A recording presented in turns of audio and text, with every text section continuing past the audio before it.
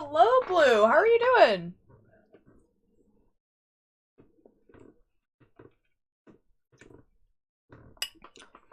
Covered sky. Taking X's of my eyes. Connected to myself first? Oh yeah. You came here. You even beat stream elements. Good job.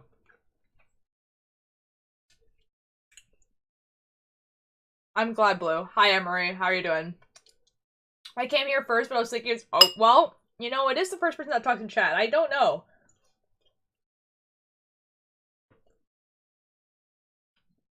Evening, Keith. How are you doing?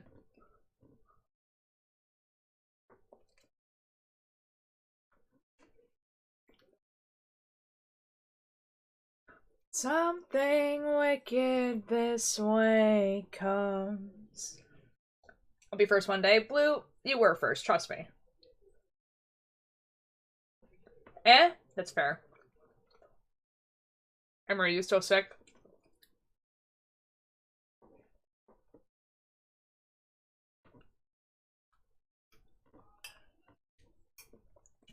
There's a light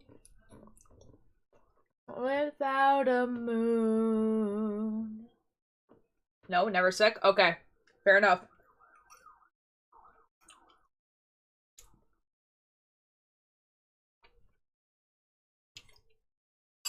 I and my donkey keep the predators at bay. Ellen and not enough away. Ellen ever hex me is a Nurgle made of salt. Nail me, net me, I won't feel a thing at all. There on my pillow, whispers vespers in my ear. Name me on the sparrows, now and whole is yours to keep. Running the Orion knew a garnet-covered sky, and then up in milking, making X's of my eyes. Bro, my classes for this semester just started up, and I already missed my first class. No, Blue, why?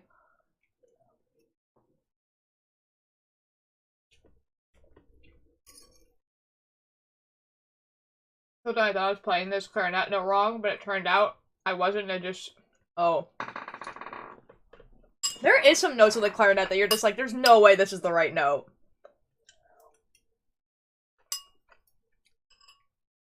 I'm also finishing dinner.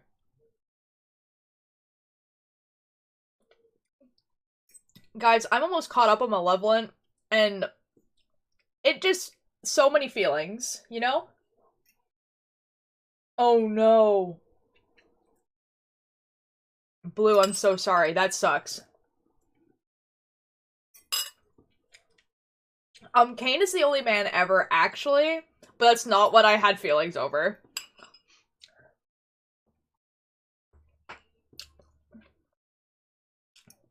Kane has done nothing wrong ever. Yeah.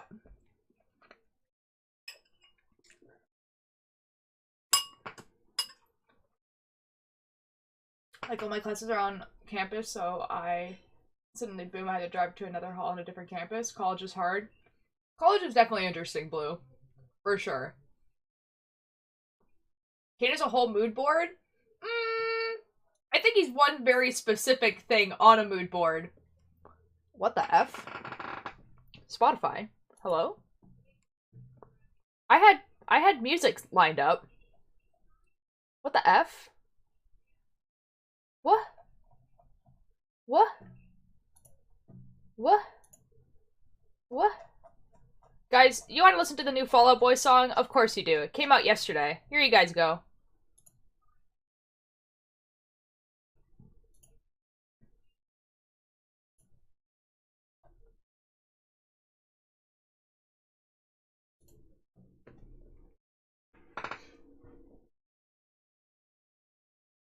My pan just sizzled. Uh-oh.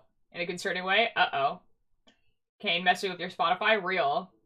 Fall Out Boy is back? It is! Guys! Fall Out Boy released a new song yesterday. It's called Love from the Other Side.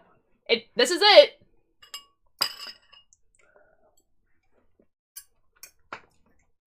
And it sounds so early 2000s Fall Out Boy, it's amazing.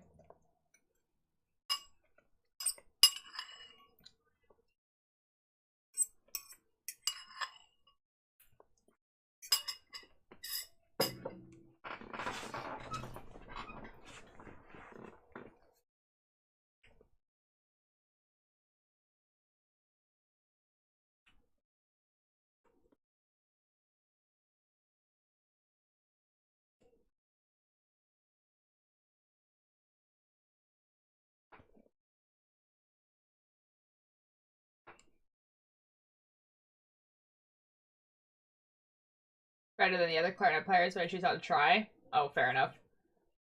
I have this sudden urge to chop my hair off.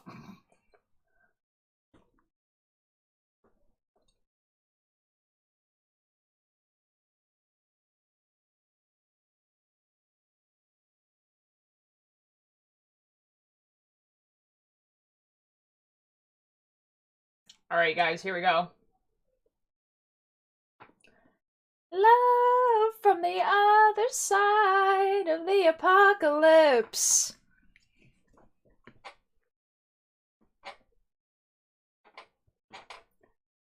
Love from the other side of the apocalypse.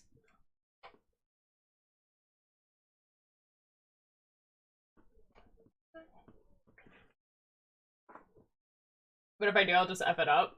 Oh, I mean, you could get it, like, actually, cut at somewhere. But I refuse. I'm trying to go my out. Ah. The song is great, right?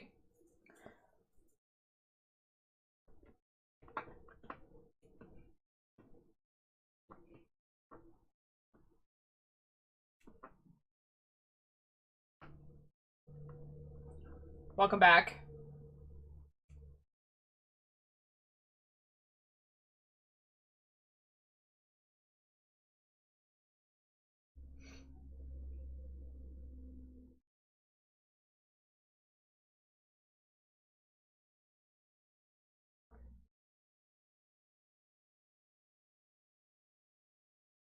My love from the other side of the apocalypse. Let's flip out, snap, and now look back. I did my hair like Amadis today. That's from Owl House, right?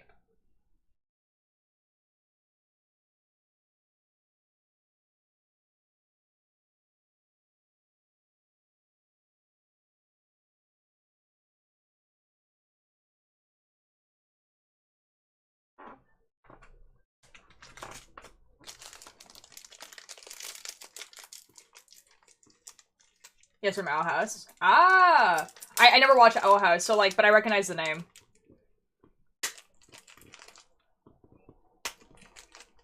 My love from the other side of the apocalypse.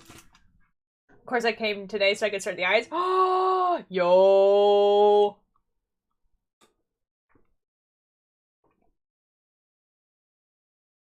Oh, I'm glad that you like the hair.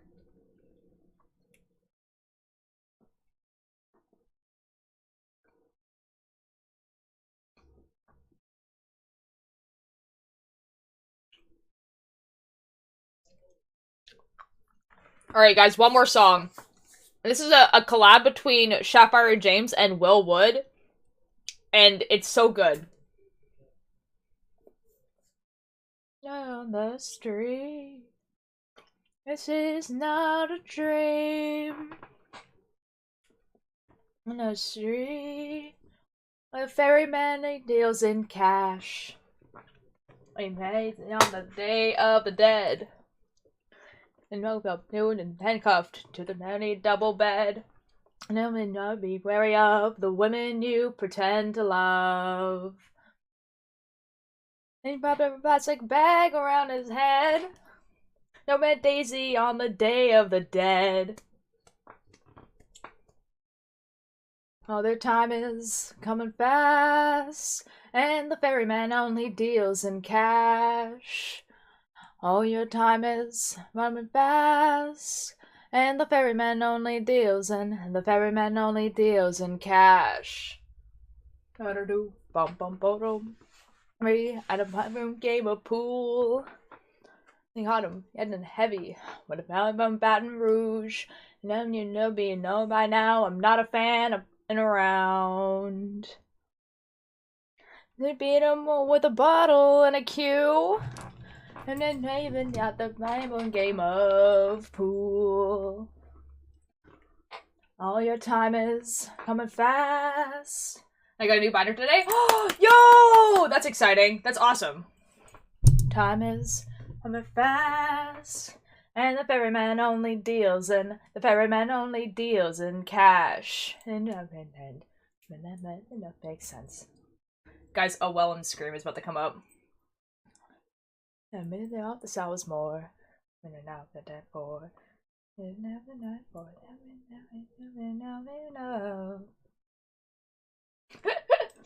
I'm ready, and I'm having in July. He said he'd forgive her, but then he fits in the lies. Never knows name to come, and if it with Ginger's tongue. Hope you like champagne with cyanide.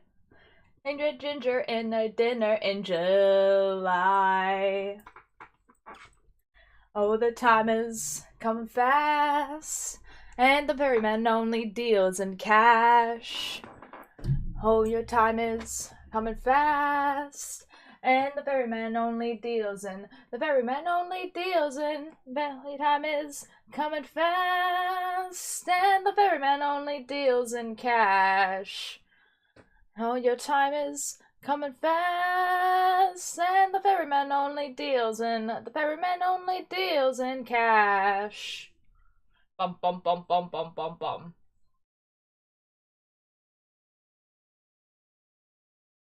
Hello!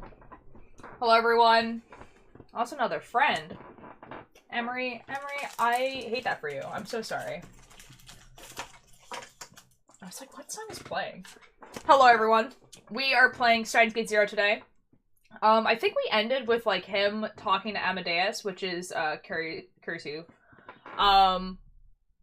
We have to turn this off now because we have to switch all the things. We have to switch all the things.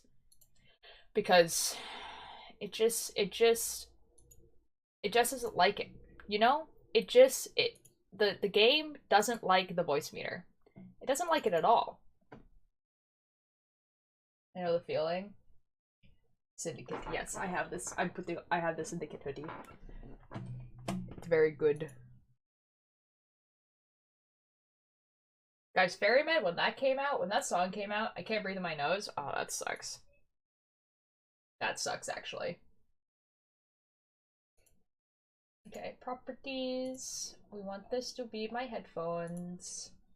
Yes, very good. Start game.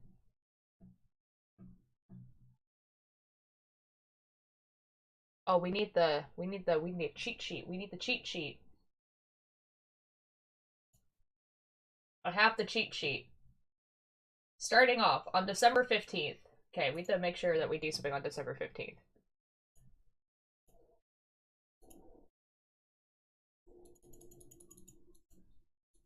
Where's Cakebird? I miss Cakebird.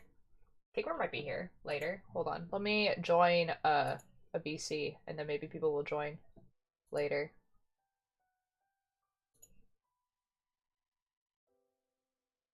Oh, I should be on headset. That's really why I can't hear anything.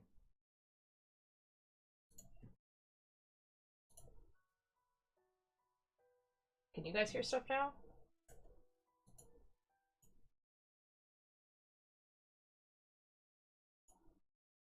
I can't hear anything either, actually.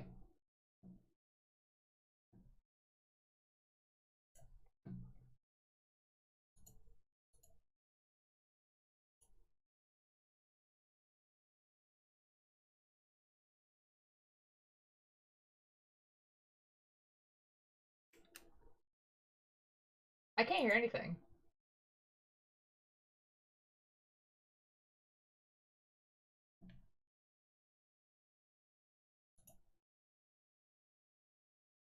What the heck?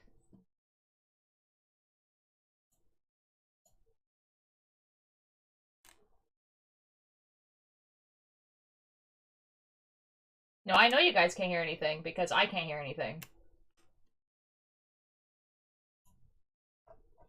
Bluetooth connected.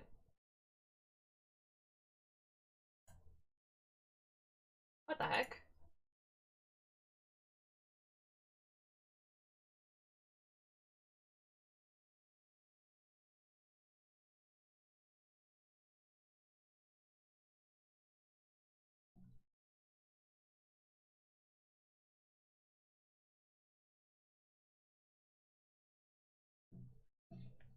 Voices. Okay.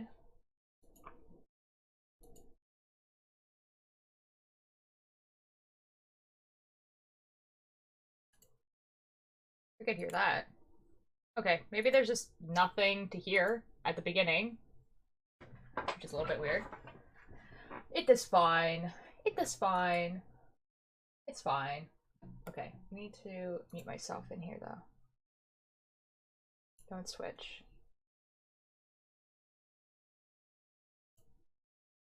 What the heck? Let me do stuff.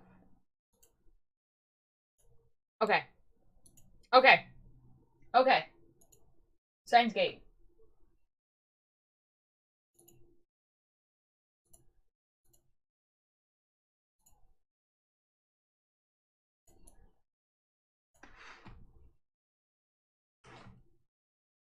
What the heck?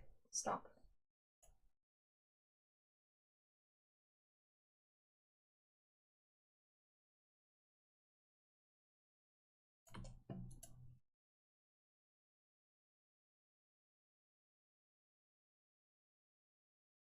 Why is that bar there?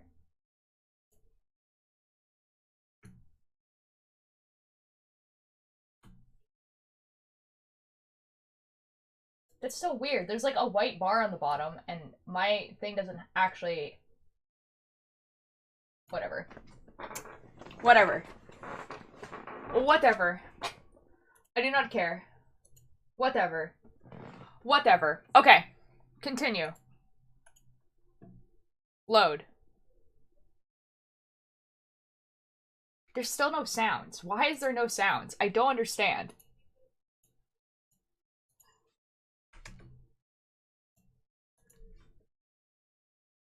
Why is there simply no sound?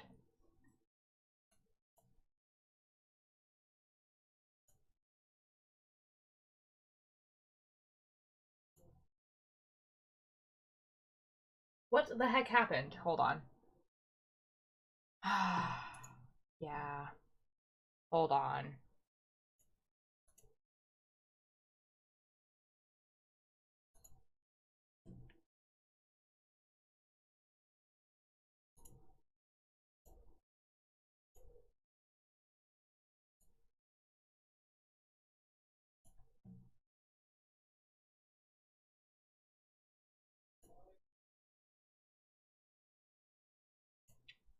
Okay, let's try this again.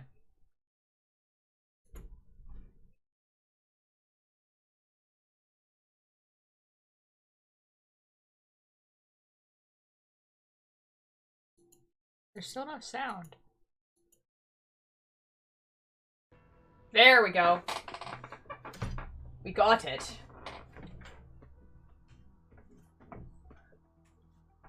Now you guys can hear it. Nice. Nice. That was super weird. Alright. We assume we have noises. Okay, it's not December 15th yet. I don't know why this white box is at the bottom of yours, though. Hold on. I am going to fix that because it's annoying.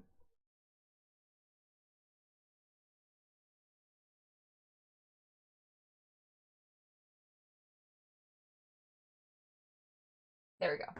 Okay. I don't know what that word means. But he just said it. Lidalo? The professor opened his arms wide as he came inside. He grabbed my hand and began to wave it around. I hadn't realized he was this friendly. It seems to think he was giving me a handshake, but it felt like I was being worked over by a pro wrestler. Hey boy, what's up? I love the American so much. The American is so funny. He just does such silly things. We love the American. The American has never done anything wrong. Hey boy, what's up? Huh? I'm fine, thanks. And you? Okabe, your English is terrible. Oh, we should have let it play. Dang it. Shut up, Christina. Christina? Oh no, I was so focused on the professor that I used my old nickname for her. It's nothing. Don't worry about it. I am worried about it. Why am I Christina? The audio is now loud because I didn't change it back. Hold on. Oh wait, I did change it back. I feel like the voices are too loud.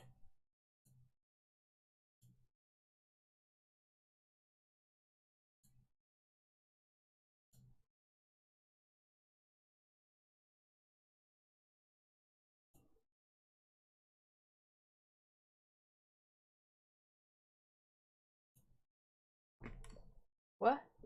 What? Yo! Ninja, hello! Thank you so much for the 15 months! Oh my god, nerd. Oh my god! Why are the voices off? Why is the voice off?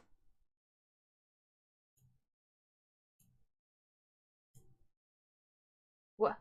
No. Others.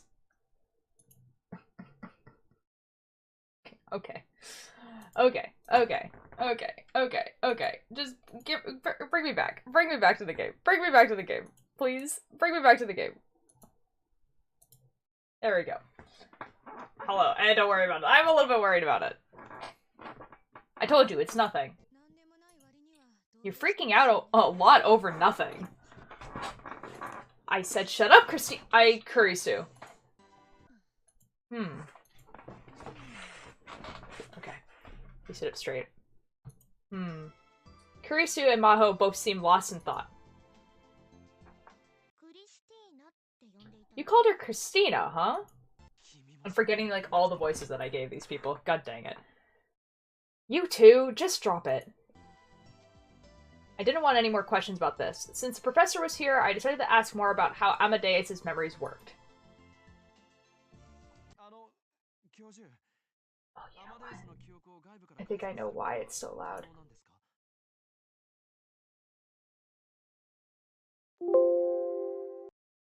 That was me. Sorry.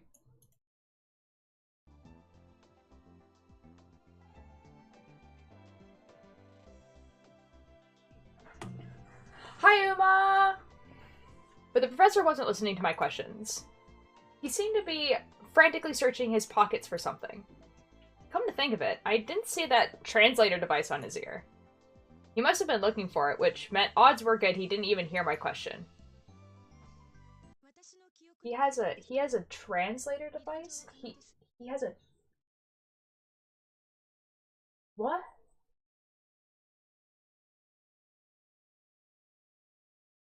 Okay.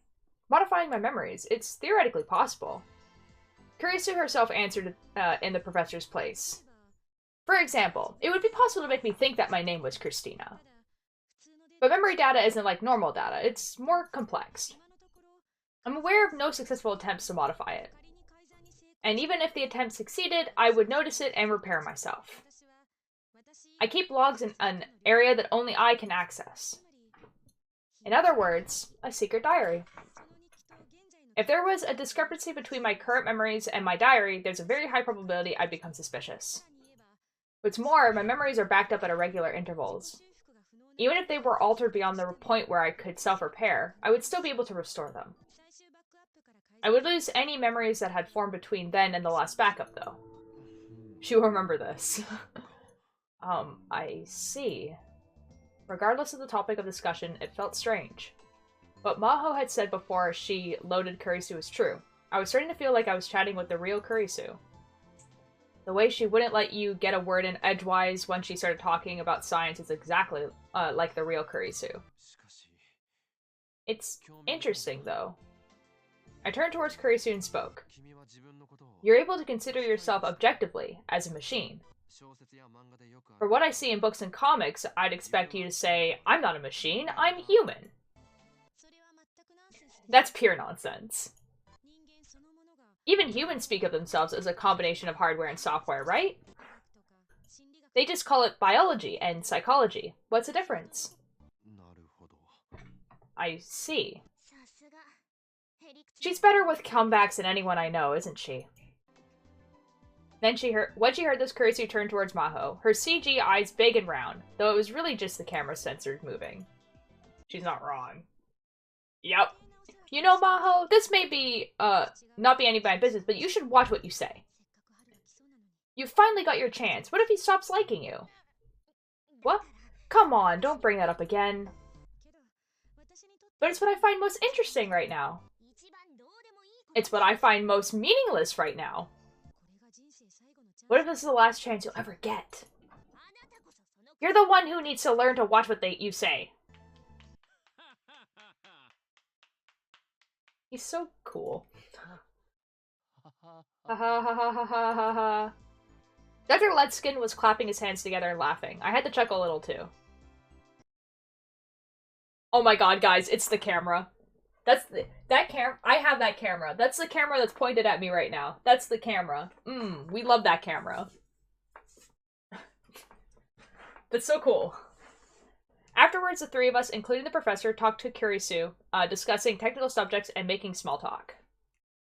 The next thing I knew, it had almost been an hour. I actually felt a little sad when Maho told me that it was time to stop. Kurisu is watching you. I know, right? How are you doing, Hartley? She's just, she really is. In just a single hour, the strangeness I felt about Amadeus had disappeared, and I felt like I was really talking to Kurisu. It's probably not great for your mental health. Like, the grieving process and all that, but like, I'm not a therapist. What do I know? You know? I recovered. Oh, that's such a cute emote. Oh. Slowly lurk. I like that emote. Dr. Letskin stopped me before I left. So interested in being a tester? I tilted my head when I heard the professor speak through the translator.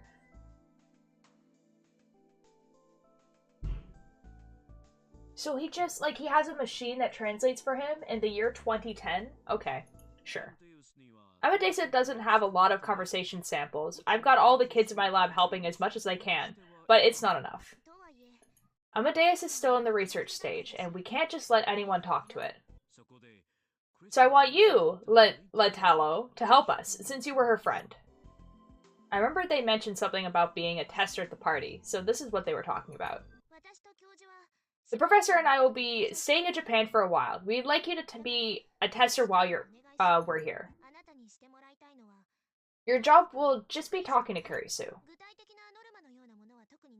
Ow. I did something weird to my foot today. There's no real quota, just talk to her when you feel like it. But twice a month, I want you to report on your testing to me and the professor. Oh, and I'm sorry, but we can't pay you. I want you to keep in mind, but I want you to keep that in mind when you decide. I'm worried that it's cruel to ask you to talk to an AI that's perfectly identical to your dead friend. If you're not interested, feel free to turn us down. I remember what it had felt like to talk to Kurisu. When the monitor was just about to turn off, this is what Kurisu had said. Let's talk again sometime, Ritaro Okabe. That's what I would hope for when I came here, wasn't it? I'll do it. Please let me do it. It's not impossible to have a translator machine back then. It'd probably be janky AF, but... No, it's not that it's impossible. It's just that it's so weird that he has it in the first place. Like, okay, like in the anime, they just kind of, like, made it so he's not very good at speaking Japanese. Like he can do conversation, but the reason why he had a translator is because like the sciencey side of it is like a little bit difficult for him to like express. But like other than that, like he can like conversation wise like speak Japanese basically and talk Japanese. It's just so weird that they're just like, oh, he has this like weird translator thing. Like it's just so like I don't know, like if I was like an American scientist and I was one of my primary bases was in Japan, I think I would try to learn like conversation Japanese. You know what I mean? Which is like what it was in the anime. Like he knew how to have a conversation. But like it's so weird. It's just off-putting that he has this like translator. I thought I was ready when I accepted the job, but I had never expected this.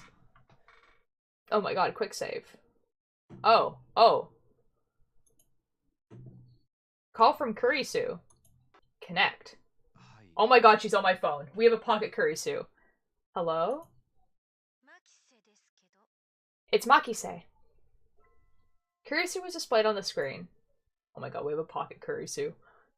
Yes, it was Amadeus. The app the professor had given me allowed me to access the servers at Victor Conrad University from anywhere, 24 hours a day. Of course, you'll be able to contact Kurisu.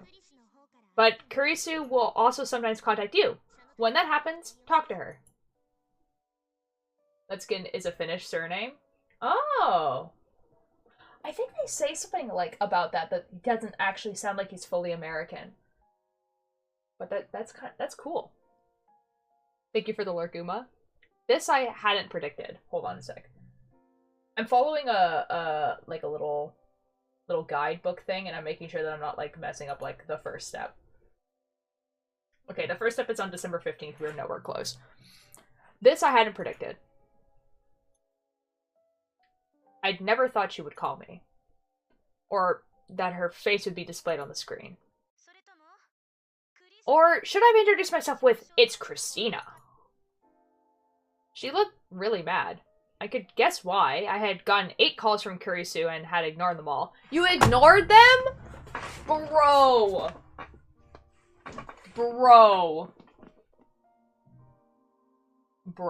Am I gonna love intrusive thoughts? What the F?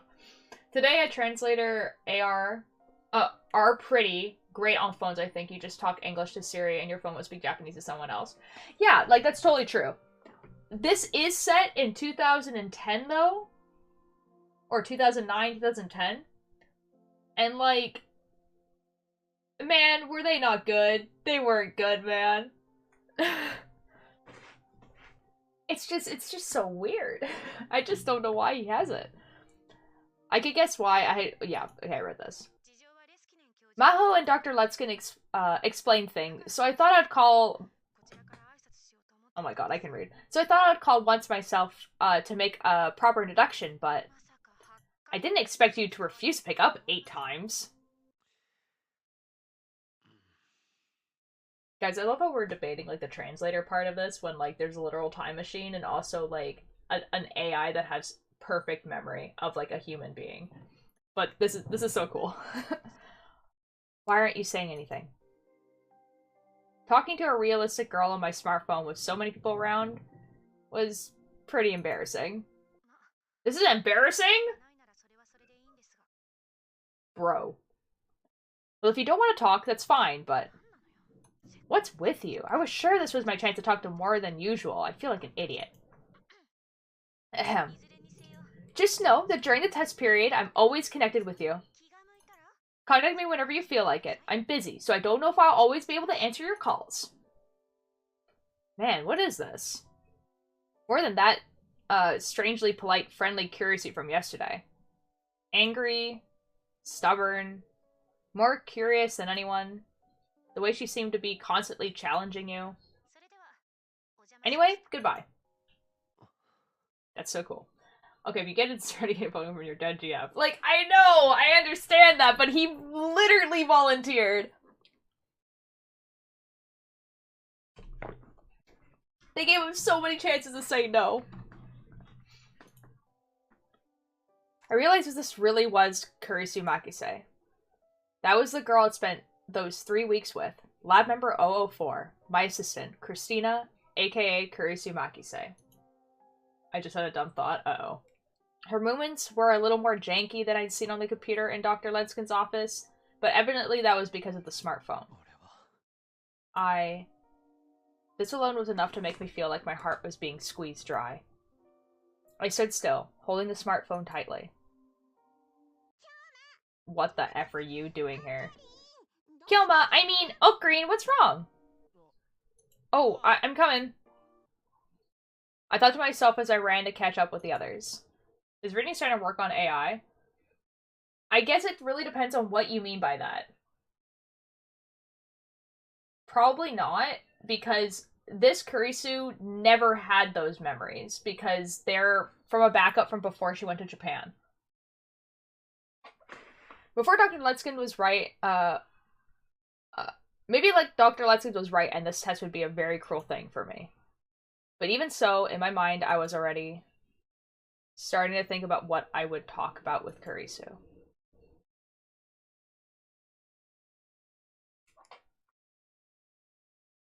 Oh, that's Maho. Hello. I'm not doing anything right now. That was so weird. Okay, it just says Maho Hyajo was remembering. She was remembering the last night she'd spoken to Kurisu Makise in person. What is happening right now? This is July 28th, so that's like that's the day she died. Seriously, why do you have to do this now of all times? That night, Kurisu was whispering to herself a lot. Victor Condren University, Brain Science Institute. Maho and Kurisu worked in the same room at the lab. Thus, Maho was forced to hear Kurisu angry mumbling whenever she wanted to or not. A little was fine, but she's been acting like this all day, and it was keeping Maho from concentrating. She finally snapped and turned away from the paper she was writing. Hey, Kurisu. English was the language most commonly used at Victor Condren University. When the other staff and professors were around, she would always use English, but when it was just her and Kurisu, Maho would often speak in Japanese. Would you stop it? What? Stop? What?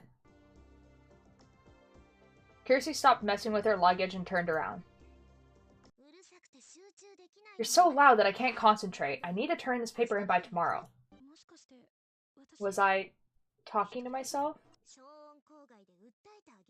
Want me to sue you for violating the local noise ordinance? Sorry. Kurisu apologized and started to scratch the back of her head. I'm gonna keep that one on the back burner? Okay. Hello, Atlas. How are you doing? She looks so weird. You know what I mean? Like, the art style works for some people, and then the art style is weird for other people. For her, it's weird. It looks weird on her. Atlas, thank you for the lurk. Maho decided to calm down by standing up and going to the shelf where the research notes were kept. There were several books she needed for her paper, but they were all up on the top shelf.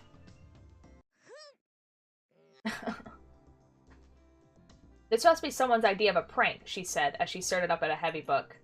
She decided to try and reach for it, but no matter how she stood on her toes, she came nowhere close. Her tiny little arms seemed to be like dead branches waving the wind. She bit her lip. After she skipped grades to go to college and then came to work at this lab, she'd had more chances than ever before to hate her small stature. Whenever she'd walk outside after dark, the cops would stop her. Even with her ID, she couldn't get into bars, and buying medicine and alcohol at drugstores was a pain. The most humiliating part was that no matter where she went, everyone thought she was in middle school. Nobody believed her when she said she was 20. Everything in America was just too big. Shall I get that for you? Kurisu noticed the trouble Maho was having and came over. But Maho was stubborn and decided to pretend nothing was wrong. Same. Blue, oh my god. Like, people still genuinely think that I am like 17. As a 20-year-old, people never believe me. Bro, feel that. Like, when I tell people I'm 26, they're just like, no. Like, you're 18 at most. It's fine. I'm not having any problems. Sure you are. Am not. You sure? I'm sure. You look at me and think I'm 13? Yeah. The advantage that I do have is that I've looked the exact same since I was 17. So when I was like 17, 18, like 19, people were like 17. And I was like, yeah, that makes sense. But now I'm 26 and I'm just kind of like, guys, please. Illegal, you are a child. But there's a book on the shelf I want too, so...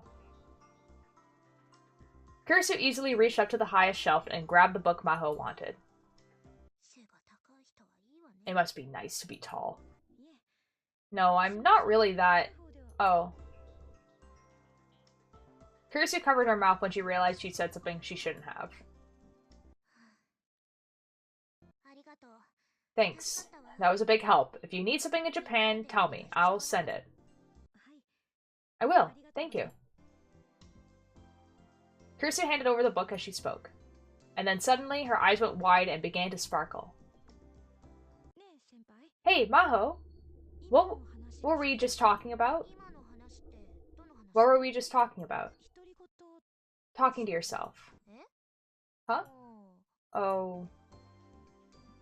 It looked like Kurisu had come up with a new idea. This was a regular occurrence for Kurisu, and Maho was used to it. Wouldn't that be proof of a self? For Amadeus. Yes. Yeah, if she started talking to herself, I'd be pretty surprised. No matter how advanced an AI was, it wouldn't talk to itself unless you programmed it to do that. And there was no need, or even a point, to a feature like that. If an AI started talking to itself, that might be a good indication that there was a self to talk to. But Maho hesitated to agree with her. You should watch what you say here. Don't forget that there are a lot of people who think that a soul is something God gives to humanity. That's right, isn't it? Kurisu's expression dimmed. Kurisu and Maho were both treated as heretics in the lab, especially since they were Japanese and women. That's so base. That's so base of this video game. I was saying that in the first game. I was just like, bro, it must have been so hard for Kurisu to get that paper published, because not only was she 17, but she was a woman. Like...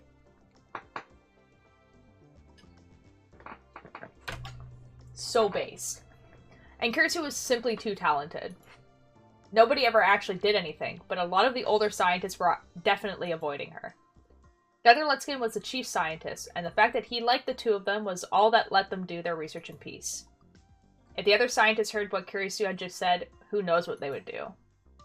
Maho patted Kurisu on the shoulder. Well, go have a fun time in Japan and refresh yourself.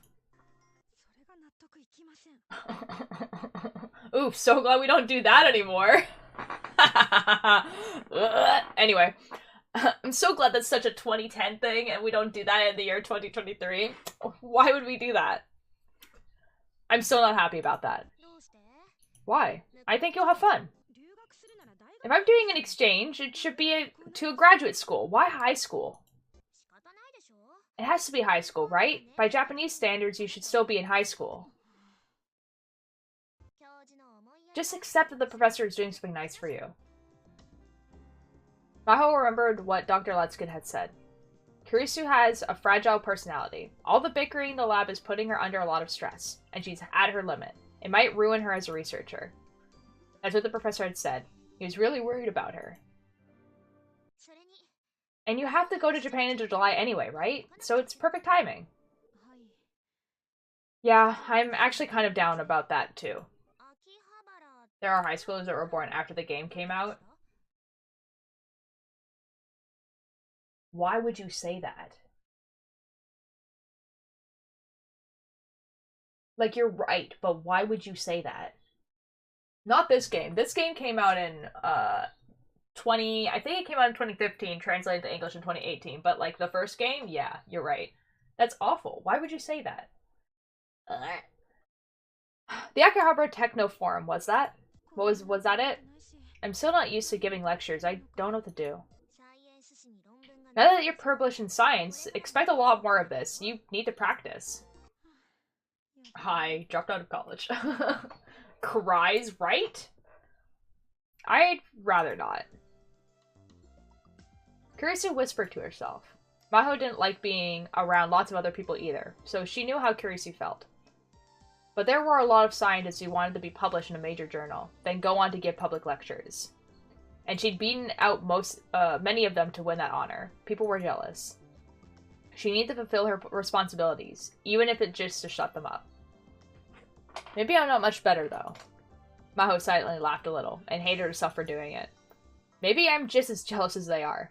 That feeling, which was a little like fear, was something that she always felt. The girl in front of her was just that different from Maho. Someone she could never reach, no matter how hard she tried. Someone who'd surpass everything she'd ever done almost instantly. Oof. That's an awful feeling. Maho? Kurisu was peering into her face confused. Maho felt flustered. Huh? Are you meeting your dad in Japan? She'd heard that Kurisu's parents weren't divorced, but that they were separated. Her mom was still in America, and her dad was in Japan. After Maho said it, she wondered if that was too personal a question. But Kurisu smiled a little. Actually, I got an invitation from him. Oh, yeah? He's announcing a new theory this summer. I'm thinking of going to see the announcement. A new theory? Kurisu smiled changed into a small expression of concentration. I haven't heard the details yet. I know it's got something to do with the theory of relativity. Yeah? Uh-oh. Maho felt like she was hiding something, but didn't question her anymore. Every few days I'm reminded I'm creeping up on 30. I hate it here. Bro, like, yeah, but also it's still, like, 4 years away, you know? Like, it's not, like, it's close, but it's not, like, that close. Anyway, take care. I'll be expecting presents. What do you want? Since you're going to Akihabara, why not something rare? You know a lot about Akihabara, right? Why do you say that? You're always reading those sites during breaks. What? Did Amastea tell you that? She wouldn't do that. Sometimes I'm right behind you and you're so busy watching videos that you don't even notice. Oh my god. She goes on YouTube during her breaks. I can't believe you found out. Damn, my carelessness. What are the videos? What are you looking up on YubTub? I need to know. Kurisu actually seemed upset for once. This really surprised Maho. Maho, please, don't tell the others. I don't think it's really something you need to hide, but... The idea of sharing a secret with Kurisu made Maho happy. Got it, I won't tell anyone. Thank you so much. Didn't turn 27 in less than 4 months. Okay, okay, fair enough. Kurisu seemed genuinely relieved. Maho continued. Hey. Once you get back from Japan, let's find out if Amadeus can talk to herself. Okay. Kurisu had a very happy look on her face. It was the face of a born scientist who loved to explore the unknown more than anything in the world. Her smile was as innocent as that of a child who'd just been given a new toy. It was very beautiful. And it was one of the reasons that Maho liked the younger researchers quite a bit. But the promise the two of them made would never be fulfilled. In fact, they would never even meet again.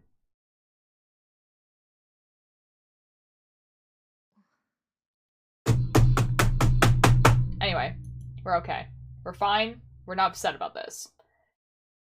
It felt like she was thinking about Kurisu more and more since she'd come to Japan. Maho didn't know if it was because she was in Japan or because she was talking with the Amadeus Kurisu more often. Or maybe... Was it because she met the young man named Ritaro Okabe? He knows things about Kurisu that I don't. He does. Thinking back, the first day they'd met, she'd broken down and cried right in front of him. It was something she didn't really want to remember. She chased the memories away out of embarrassment. You were thinking of Okabe, weren't you? Huh? She snapped her head towards the PC monitor. Maho was in the middle of a conversation with Kurisu. Yeah, that's right. She shrugged her shoulders and tried to ignore Kurisu's mischievous smile. Don't you think it's strange that Dr. Letsuko got such a high opinion of him? He handed over your access rights to a guy... Wait. He handed over your access rights to a guy he's only ever met twice. Is it really wise to trust him so much? He looked like a nice person. Yeah? I can't tell if he's got any ambition or not. I feel like I don't really understand him. Do you like him? Would you cut it out? Kurisu does ship it.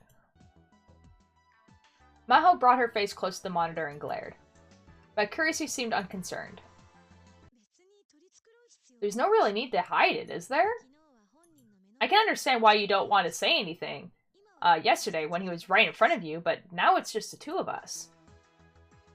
Kurisu may not have looked like someone who would, but she really enjoyed this sort of gossip. Maybe girl talk was the right word. Maho sighed and sat back in her chair. The creaking sound echoed throughout the empty office. I really don't feel that way about him. I still don't even really know who he is. What's Maho gonna do? Punch the screen? Right? Like, Kurisu's just like... Bro, like, good luck, I guess, lol. I see. Well, that makes sense. Kurisu let the matter drop. This bothered Maho a little. But what does interest me? What is it? No, it's nothing. Maho had been spending a lot of time thinking about something since yesterday, to the point where she'd even put off her research. What kind of relationship was there between Kurisu and Okabe? What was Kurisu's feelings in the days before she died? She would have liked to ask Okabe if she could. Maho, did my original and Okabe know each other? Maho shivered. It was as if Kurisu had been reading her mind. How could you tell? Oh no, my face. It's broken. I came to that conclusion after listening to Okabe and hearing your response. It's all just circumstantial evidence, but do you want me to show my proof anyway? It's fine. Knowing you, the conclusion is perfect. The way they use words like proof in normal conversation showed that both Maho and Kurisu were scientists at heart. If he has memories of me that I don't possess, that's likely to cause problems with our conversations. I'll leave it up to you how to deal with it. He may bring it up possibly, but if you want, you can ask him. Maho didn't know if Okabe would even access Amadeus at all. They weren't forcing him to. Feigning ignorance is the same as lying, isn't it? AI Kurisu is effing scary. Yeah, a little bit. I should be able to get some good data, I think. Yes, it was interesting. But that was her opinion, as a researcher's working on Amadeus. How would Ritaro Okabe feel about it? Wouldn't this be rubbing salt on the wound in his heart? Maho realized she was getting much too sentimental. Maybe it's because I'm in Japan. It'd been a week since she had arrived. The first thing she'd planned to do was offer flowers. But she still couldn't bring herself to visit Akihabara Radio Building, the place where Kurisu had died.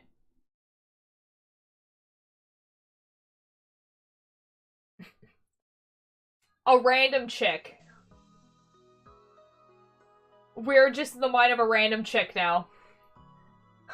The sun was setting earlier, now that December had arrived. Katsumi Nagase Nagise? Katsumi Nagise was surprised by how quickly it had gone dark while she was out rummaging through the cosplay shops. The wheeled suitcase on the ground next to her felt heavy. She'd done her best to jam everything she brought today inside, and it was bursting at the seams. Still, spending a whole day shopping with her cosplay friends was a lot of fun. She felt tired, but it was a good tired. Her footsteps were light as she walked back to the station. Oh my god, it's Mayuri. Fubuki, you look like you're about to start skipping around, don't you? Oh, you can tell? It was so much fun doing all that shopping today. I'm so satisfied with what we got. Mayushi has had a lot of fun shopping too, thanks to Fubuki. Thanks for coming. I'll do anything for you, Mayushi. Fubuki tried to grab her friend, Mayuri Shina, for a hug. Mayuri dodged out of the way. Mayuri may have looked like an airhead, but she was actually quite athletic. Fubuki, by the way, was Natsumi Nakase's cosplay name. She looks adorable? Yeah. Like, I know who these people are, I watched the anime, but it's just like, it's just a really weird way to introduce them. Fubuki tried to grab her friend, oh wait, we already did. Katsumi was in her second year of high school. She and Mayuri were the same age, but were total opposites. Katsumi was boyish and athletic, and when she cosplayed as male characters, she attracted more female, I don't know what that means, than male ones. Oh, she does all the male characters. I see, I understand. Now we don't have to worry about Winter Kamima, do we? The four friends had gone to cosplay shops along Yugawaya, Maiden's Road, and Tokyo Hands in Ikebukuro, then moved to Akihabara and visited several more. This was all part of their final preparations for Winter Kamima. Sure, but it's Mayuri doing almost all the work. Don't push yourself too hard, okay, Mayuri?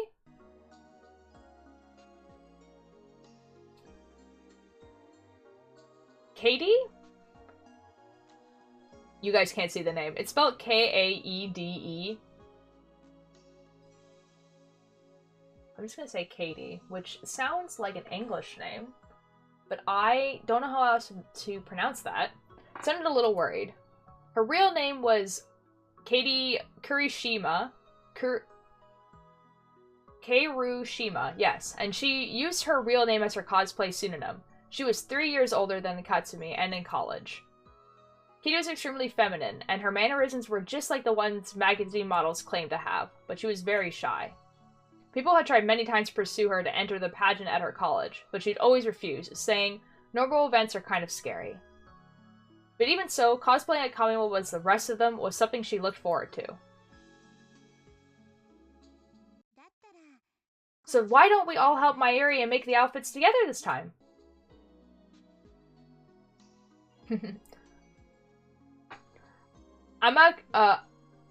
Amayuki proposed.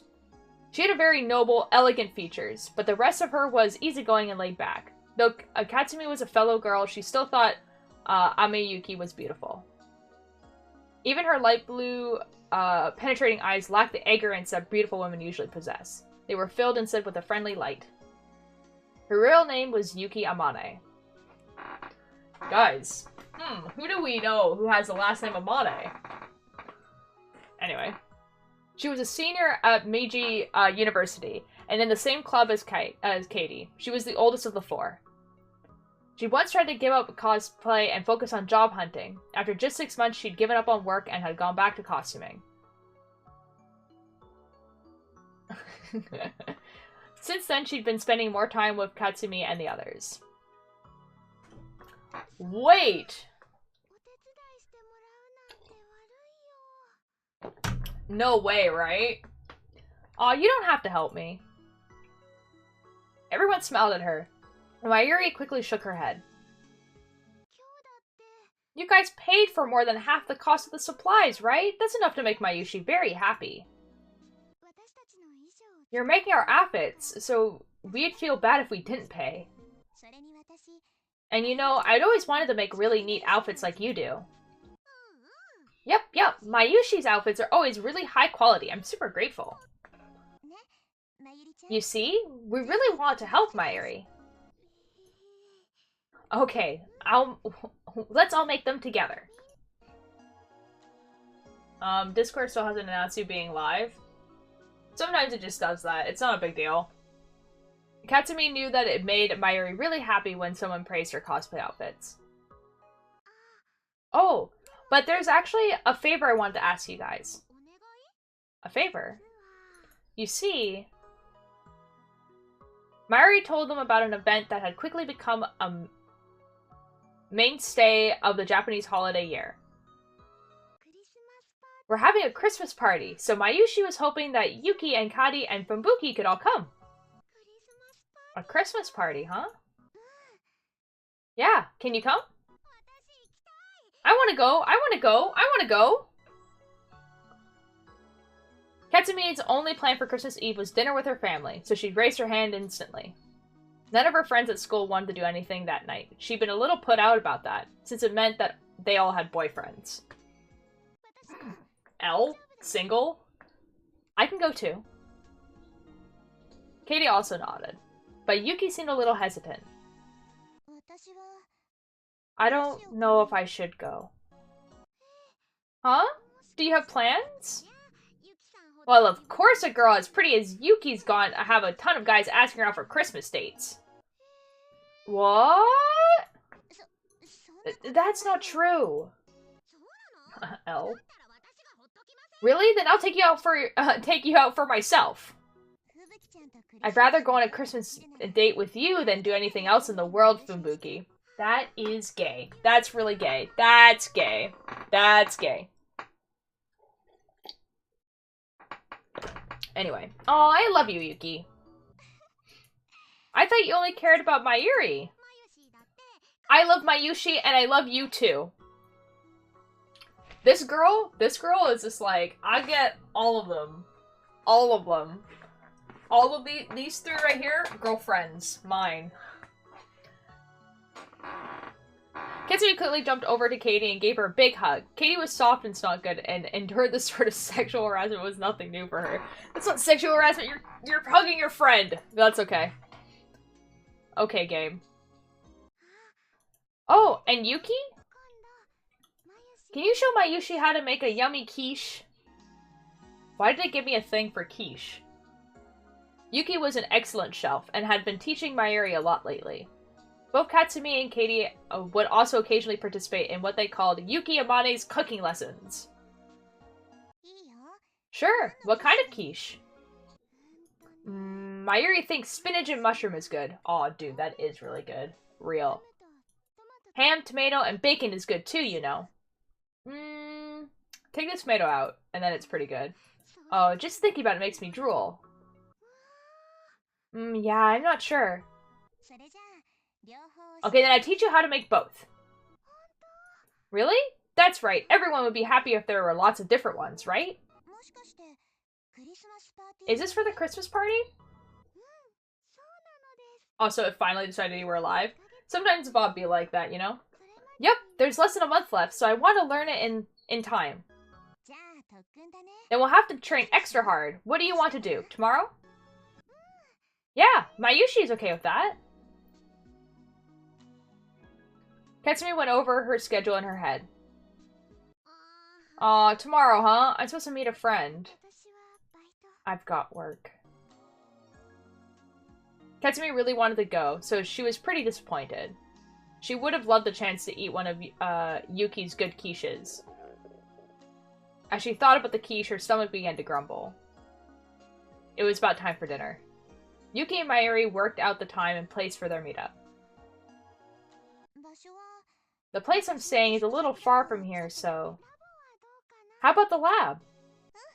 Yeah, that's fine. I'll work hard and learn the recipe. I hope it's a fun party. Yep, Mayushi's gonna make Santa outfits. Will you all wear them? Wow, you're making even more outfits than the ones we need for Kamima? You're really excited about this. Mayushi is raring to go.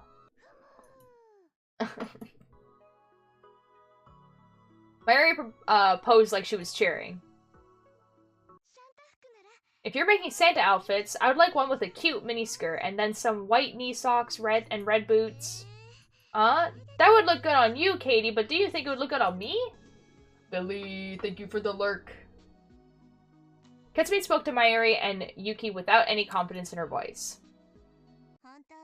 I know you like the cute outfits best. There was nothing Katsumi could say. She was right. It bothered Katsumi a lot that she looked like a boy. It bothered and she knew that sort of clothing didn't look right on her. Still at heart, she was a young girl and she wanted to wear cute clothes.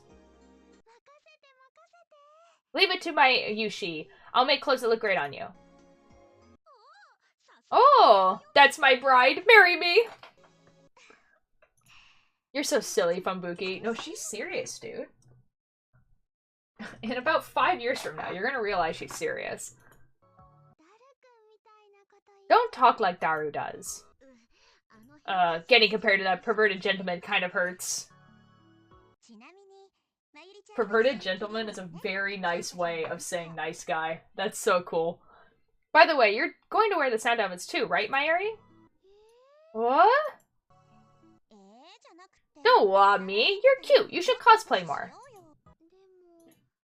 But I just make the clothes. I don't wear them. Objection! That's a waste.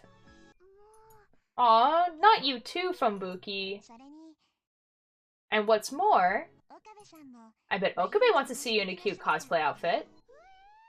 Eh? Ocarine? Mayuri made a weird noise as soon as she heard that name.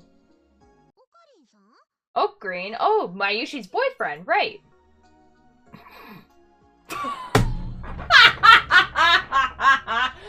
They just like, yeah, Mayushi's boyfriend, and then they cut to, like, the scrunkilously man ever. Ocarine, no! They just like, he's wearing a sweater vest! What happened to you, man? Man, what happened to you? You're not cool anymore. What happened to you? They did him so dirty. No, he did himself dirty, man. Oh my god. Katsumi had met him many times. He was tall, but always looked pale and thin, and whenever he laughed, he seemed kind of sad. I hate this guy. But from what Mayuri said, until just half a year ago, he'd been a totally different person. She said he was haughty and ignorant, but also kind and a great leader. Mayuri was known to let her emotions influence her judgment, so Katsumi didn't know how much of that description was accurate. It was so accurate, dude. Mayuri started to freak out even more after hearing the word boyfriend. Funbuki, Ocarine and Mayushi aren't like that, okay? Oh, come on! Yuki and Katie weren't buying it either. Honestly, Ocarine and Mayuri seemed more like an old wedded couple that had been together for years than boyfriend and girlfriend. They really aren't, though.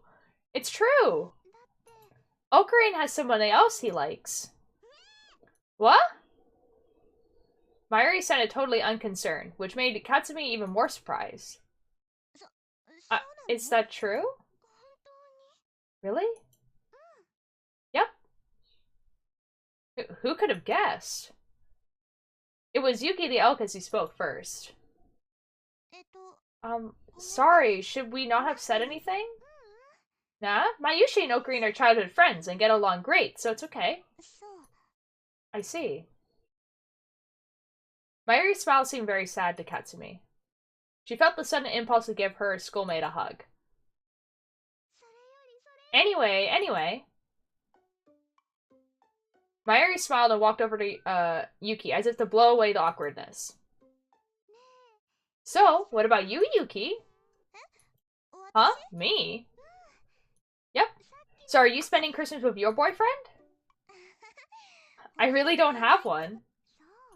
Really? You guys all have the wrong idea. I'm not that popular. Between you and me, I've never even had a boyfriend. What? Well, we read everything wrong. Real! First Mayuri, then Yuki? Katsumi was stunned. Is that true? I didn't think it would be that much of a surprise. Then Yuki, Mayuri started to fidget. How about Daru, maybe? Hashida? Yep. Wait, where is this coming from, Mayushi? Hashida is a perverted gentleman. Who knows what he will do to Yuki?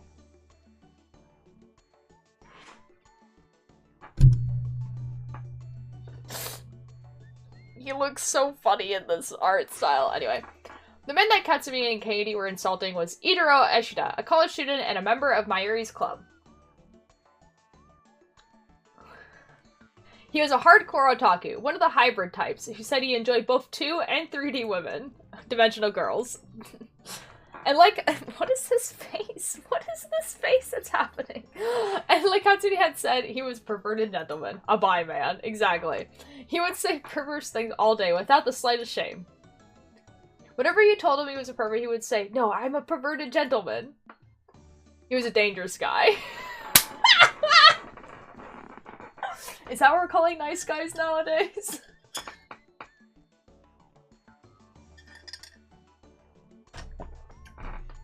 I hate that! But Yuki didn't seem bothered. She actually looked a little sad.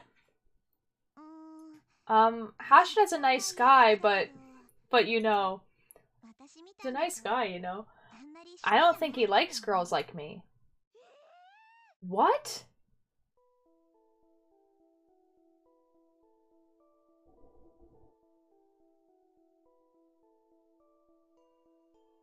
This sounds really similar to, like, the Death Note thinking music, and it really caught me off guard.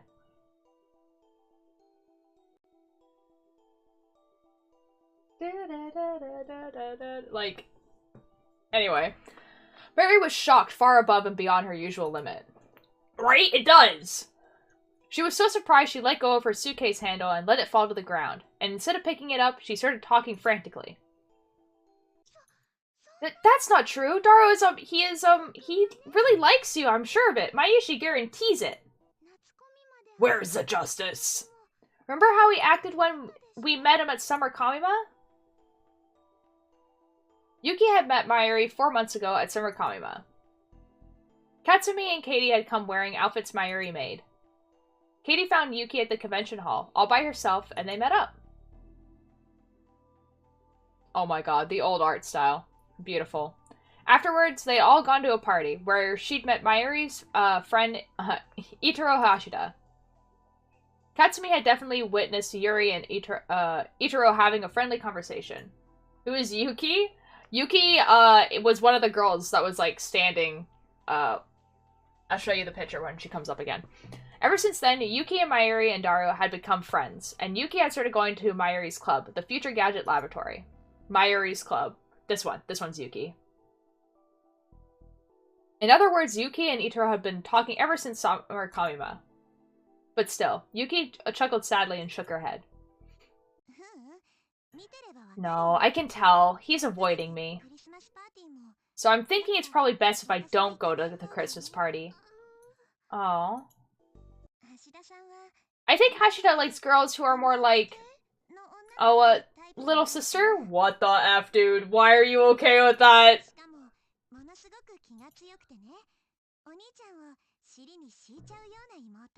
Why would you say that out loud? Why would you... Why are you okay with that? You were just like... Yeah, I'm just gonna say this and pretend it's normal. What the F, dude?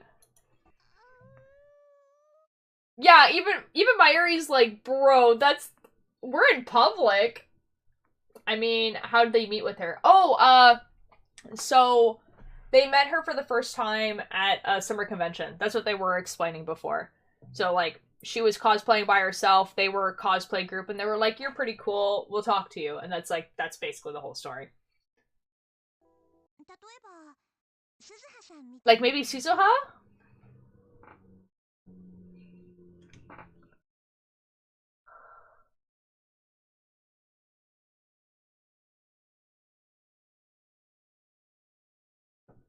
This family dynamic is a lot. That's... For some reason, Mayuri looked like she was about to cry. She seemed to want to say something, but couldn't bring herself to. Her lips were quivering. Mayuri? It's nothing. But it certainly didn't look like nothing. Katsumi couldn't bear to watch her anymore, and so she gave in to her impulses. Oh, the intrusive thoughts won. Mayushi, don't make that face. You look cutest when you smile. Come on, if you don't smile, I'll tickle you. Tickle, tickle, tickle. Stop! Katsumi stuck behind Mayuri and started to tickle her under her arms. Tickling is happening. You give up? Oh, Fabuki, you're so mean! You're too cute, Mayushi. Uh-oh.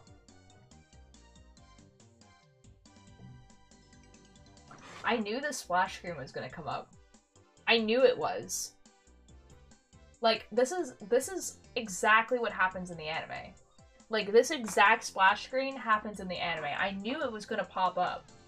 I knew for a fact that it was going to happen.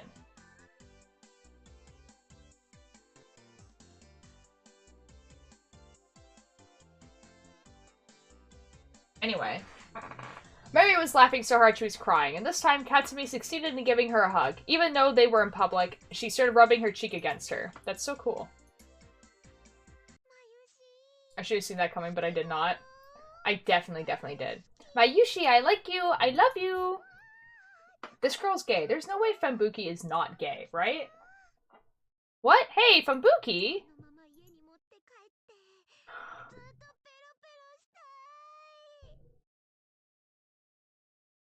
Okay, I'm gonna read the sentence. This is the sentence. I want to take you home and lick you forever.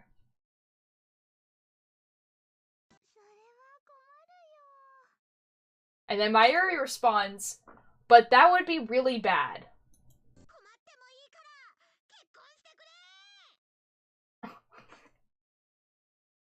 Then Fembuki says, I don't care if it's bad, marry me. Yeah, she's straight. I can't do that! Mayuri tried to run away, but Fembuki grabbed her and started to kiss her all over. She's so straight. Fembuki is so straight. Oh, the screen, it's gone. I'm kind of tired. That's Mayushi's line. In the end, Katsumi kept clinging to Mayuri until they reached the station. She felt a lot better, but catching Mayuri when she tried to escape used up a lot of her energy. Either way, now that she was satisfied... Oh?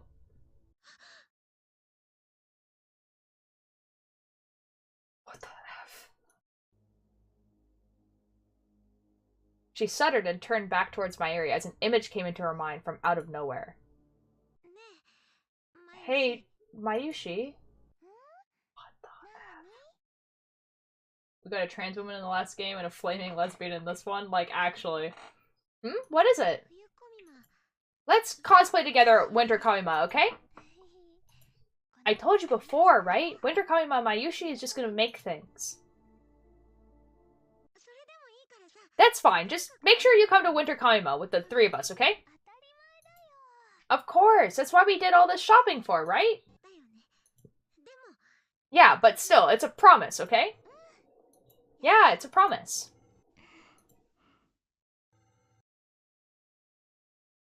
Mayuri and Yuki split up with them in front of the station, since they were taking a different train.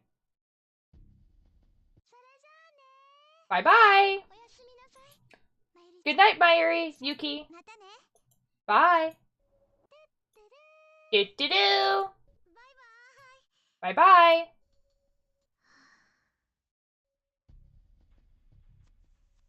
Katsumi stood still and watched the two of them until they were out of sight.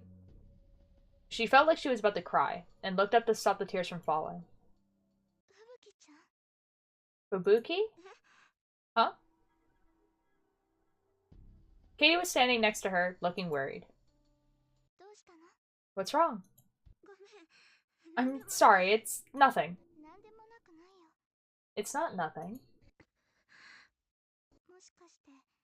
Is there something going on with Mayuri? Please, tell me. Even after Katie asked, Katsumi wasn't sure she should tell her. There was no way she'd believe it anyway. You were more hyper than usual today. It felt really forced. You noticed. Of course I did. Katsumi and Katie had known each other for 2 years. Since their ages were so different, they treated each other like an older and younger sister. So at times like this, Katie was really sharp. Katie didn't talk much, but that meant she paid a lot of attention to the people around her. Part of it was also that Katsumi wasn't good at hiding things. She just couldn't lie to Katie, no matter what. She gave up and decided to say it. Mayushi? Yeah? She's going to die. What? What? What do you mean? Katsumi remembered the nightmares and the things she kept seeing no matter how much she didn't want to. I have these dreams. Dreams. They started in the summer, I think. Every night, I have dreams about Mayushi dying. Every time you and I are there crying and crying, and there's nothing we can do. What the F? The one I had last night was the worst. Ooh, that was a bad death, actually. Mayushi just collapsed right in front of us, and she stopped moving. Ocarina is screaming and holding her. He's screaming so loud. What happened to me? Why do I keep having these dreams? Calm down, Funbuki. It's probably just because you're tired. Is it? Is it really? You saw Mayuri today. She was fine, right? Katie gave Katsumi a gentle shoulder hug. So it's okay. I don't want Mayushi to die. That's impossible. It won't happen. Ever? Ever. Okay. Katie's words made Katsumi calm down a little. She was glad to have an older friend like this. Anyway, it's just your imagination. There's no way something that awful could happen. Yeah, haha. Her hand squeezed Katsumi's shoulder tightly. Being held like this made Katsumi feel a lot better. Sorry for being weird. Haha. But that night she had the nightmare again.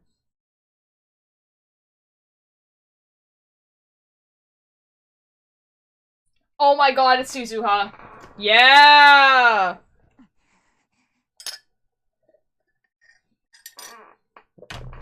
Oh my god, oh my god, oh my god.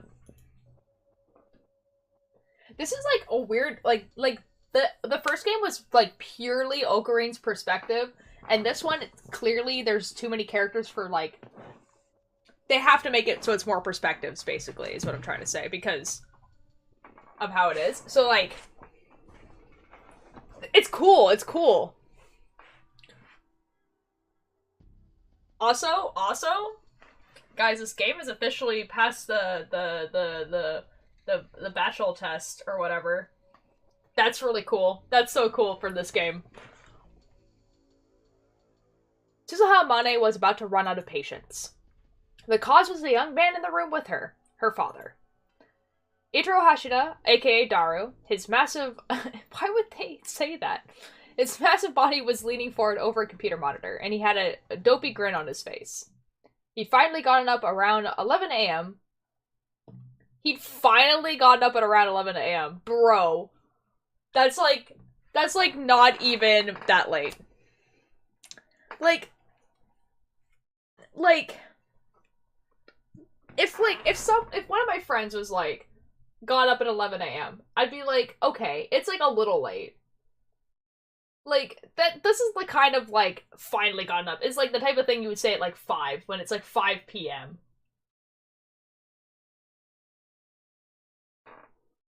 Anyway. He finally gotten up around 11 a.m., gulped down 3 cups of instant ramen, and now was surfing the internet. I'm not gonna get up at 3 p.m.? I don't know, man. Hmm? Is he? Okay. I feel like I saw, like, a spoiler of this, and he's, like, actively playing a hentai game right now. Wait.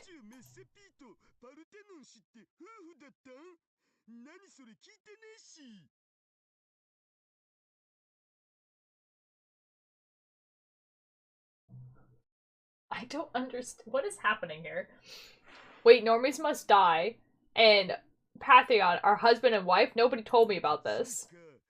And wait, his handle is normies must die, but he's a normal. He's got a wife. That's not fair. Hi, Atlas. Welcome back.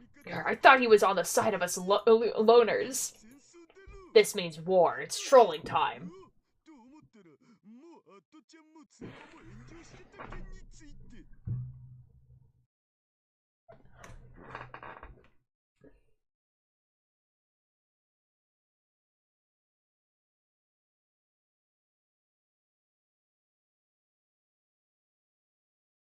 He's canceling people. Ah, yes, Twitter. Guys, he's canceling people on Twitter. I missed the boat. I need to go back and look at the timeline again. Dad! Why'd they draw him like that? Yes? That's what Susa called her father. Susa, not your father. He's like, why does he have a gamer gloves? He's a gamer! Okay, you know what's actually really sucks is in the anime for this outfit looks super fire. Like, it is such an upgrade from, like, the outfit in the first, like, anime. But in this one, it looks dorky. Like, genuinely, like, in the anime, looks absolutely stellar. And then, like, here it just looks, like, dorky.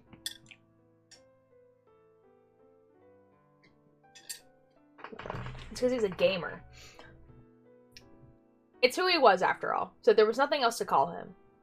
Suzuha was a time traveler from the year 2036, and 7 years from now, he would become her father. Stop screwing around! All you ever do is lie around and eat, or look at the internet, or play video games. I told you that nothing but instant noodles and snacks will make you sick, but that's still all you ever eat. In fact, his pizza desk was covered with snacks. She'd clean it regularly, but it never seemed to make a difference. And I keep telling you to exercise, but you never do.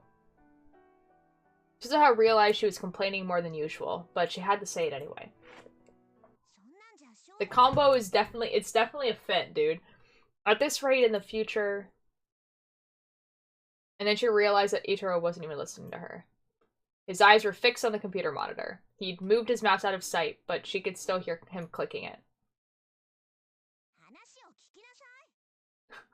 Yay, it's splash screen I can show! Let's go! Yeah! Listen to me. Suzuha approached her father from behind and put the hairspray can she'd been hiding up to his neck. Itaro seemed to think it was a gun. He'd stuck his hands up. Threats like this worked. They worked because she told him that she survived the Third World War, and the wars and chaos in 2036, and that she was ready to draw a gun and pull the trigger whenever she needed to. Suzuha, if you don't stop, Daddy's gonna get mad. I'm getting mad at you right now. Right, sorry. But you know about my secret job, right? It's pretty busy with that. When you're as good a hacker as I am, there's always tons of offers. I don't have time to eat real food, right? And there's a time difference with overseas clients, so sometimes I'm, like, up all night. In the future, you used to say that all the time, and then Mom would always get mad at you. Even if for the sake of the argument, we can't do anything about your sleep schedule, I can let you keep eating all this unhealthy food. You'll stop immediately. Got it? Also, I saw Aradara and I.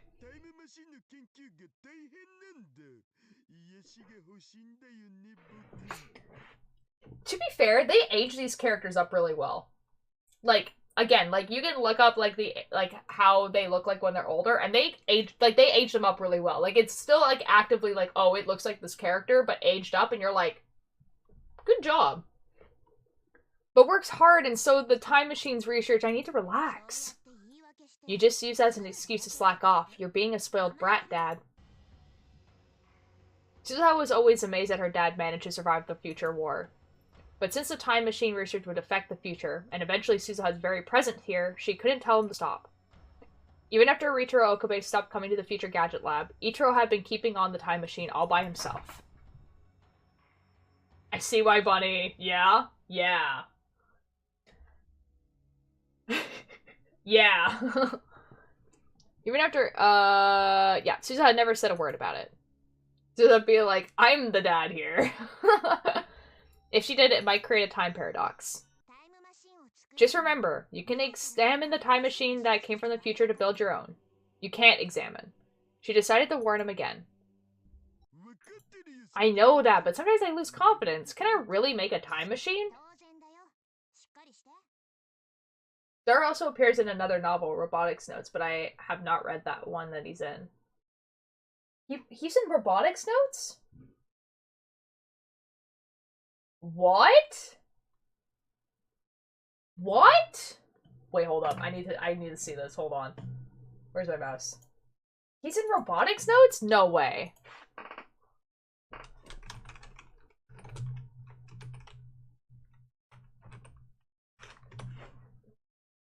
Oh my god.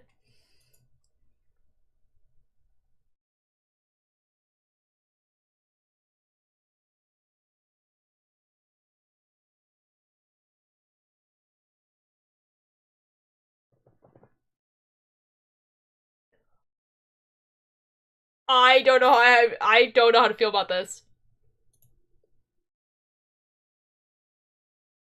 How old is he supposed to be in this?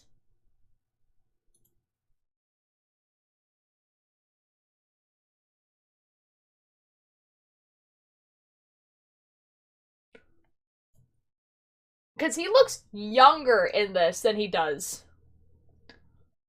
in the other one. What is happening? What is happening?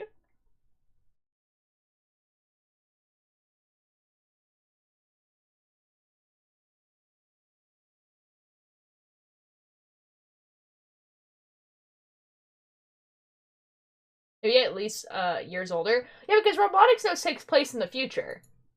Right? Like that's like the kind of the thing is it takes place like in the future and like they're trying to build like a working mech. So I understand why like he would be there. Like it makes sense for him to be there as like a person, but like I just how old is he? He doesn't even look like the same guy. He just like kind of exists. He really said bucket hat. Yeah, I know. I'm not showing it on stream because I just don't want to figure it out, but like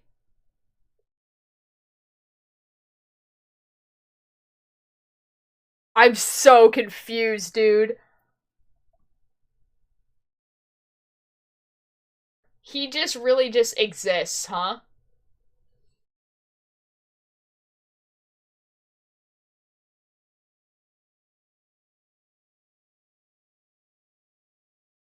That's so cool.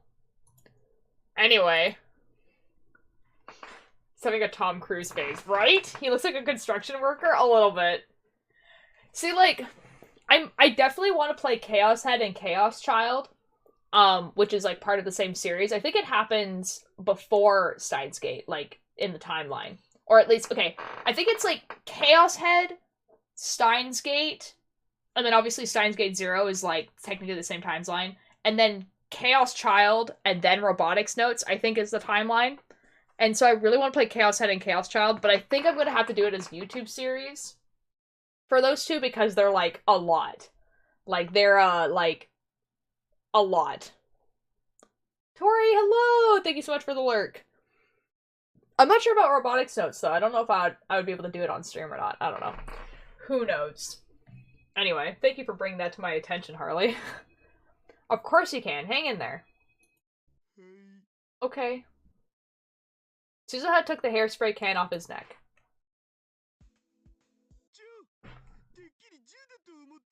Hey, I was sure that was a gun, and it wasn't. How can you trick your own dad? I'll use a real one next time, okay? Please don't. Suzuha put the can of hairspray back on the shelf. It was something Ritaro Okabe had left here when he lived in the lab. It was still here, since its owner never came back for it. He used hairspray? Okay. You know what manga and video games is always really cute when a girl scolds her dad.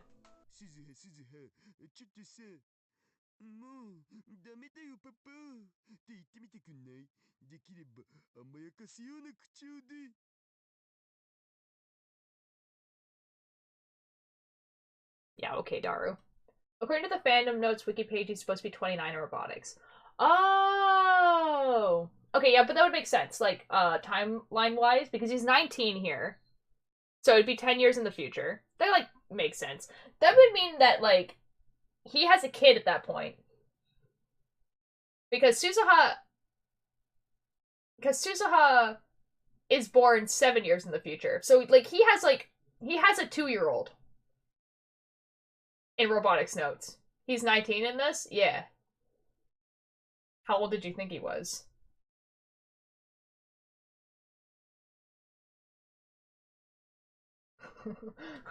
How old did you think he was? He looks like he's in his 40s.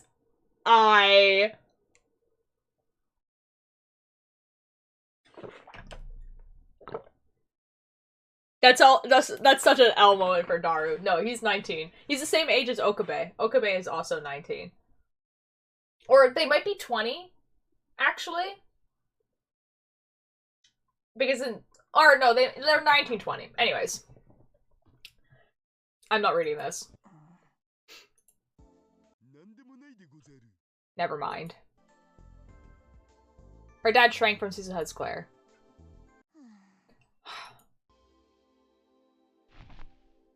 Suzuha sighed loudly and dropped herself on the sofa. They both don't look like 19-20-year-olds. To be fair, they don't. But, like, they do comparatively. So, like, Mayuri's, like, 16. And Suzuha's, like, 17. And so, like, I don't know, comparatively, they kind of do. I do agree. When I first watched Steins Gate, when he was just like, oh yeah, I'm going to college next year, I was like, oh, okay, he's, like, 24. He's not. He's 19. Built ancient. Oh no. Suzuha sighed loudly. Oh wait, I already read this. She leaned back against the headrest and stared at the ceiling, then closed her eyes. What's wrong? It's nothing. You can't hide it from me. When you say it's nothing, that means I want you to listen to me, right? Huh? Come on, tell me. Daru sounded very serious. Date of birth, the Big Bang. Suzuha's eyes went wide for a moment, and then she realized. That line. That was in the girl game you were playing earlier, wasn't it? That's the phrase that triggers the flag, right? She'd been living here for 3 months. She was starting to learn a little bit about Akihaba's culture. See, 2010. Date of birth before God. Dad, you better not be thinking about trying to take my route, okay?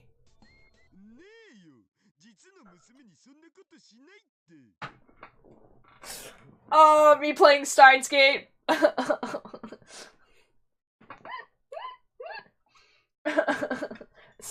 POV, you're playing Steins Gate, Route 1. Oh my god. Bonk! No more hot chocolate. I'm not. I wouldn't do that with my own daughter. At least Daru has standards. Really? I always wondered about you in the future. Huh? Even after I hit puberty, you always kept asking me to take baths with you. Suzuha, you can't say those things out loud. That's disgusting. I hate that for you. That's abuse. What? That's scary. I agree, Daru. I'm so glad that you see that as effed up. Daru, like, 19-year-old Daru's like, nah, man, that's kind of grody. And then Suzuha's just like, actually, though, and he's just like, bro, that's disgusting. Can we talk about, like, okay, this Daru did not have a kid, right? Like, she, like, do you get what I mean? Like, Daru the dad that, like, gave birth to a child. Like, he has a wife, they have a kid. But this guy, he doesn't have a wife. He doesn't actually have a kid. Like, she is his kid from the future, and he's just like, my dude, my man. No, you're my daughter. Why would I do that? That's disgusting. That's weird. That's weird. What the F, dude?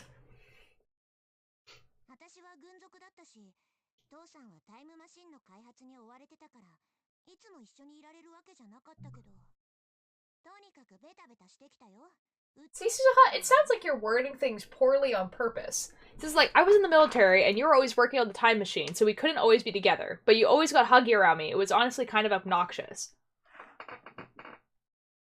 It sounds like, Suzuha, that your dad was missing you because you were in the military. And so when you came to visit, he was like, ah, yes, my daughter is here. Suzuha, it sounds like you're making it weird. You're the one making this weird. Star has a wife. She shouldn't trust him with their daughter. No, see, like, listen to what Suzuha's saying. Like, Daru was just like, no, that's weird. Why would I do that? And she's just like, oh, I was in the military and you were always working. So we were together. You were always like, you were always huggy. Yeah, because his daughter's the... I am on Daru's side on this part. I'm gonna be real. Her dad looked honestly depressed, and she realized that she'd gone too far. You always said to me, you know, this is the worst world line possible, but your birth was the best thing that could have happened. I don't want to disappoint the future you, Dad, so I need to convince Uncle Okari no matter what. It's okay. I'll never be disappointed. Really? Yeah. But Uncle... he just won't listen to me. Atlas, I have bad news for you. We know who the mom is, and she's very pretty. And she genuinely likes Daru back. He's not going to back to the past like this. He won't rescue Kurisu Makise, and he won't reach Steins Gate. Steins Gate. That was the name of the mysterious world line her dad had told her about in 2036. Where World War III might not occur.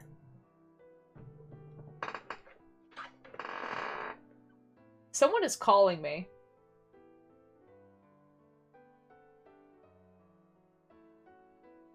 It's not a phone number I recognize.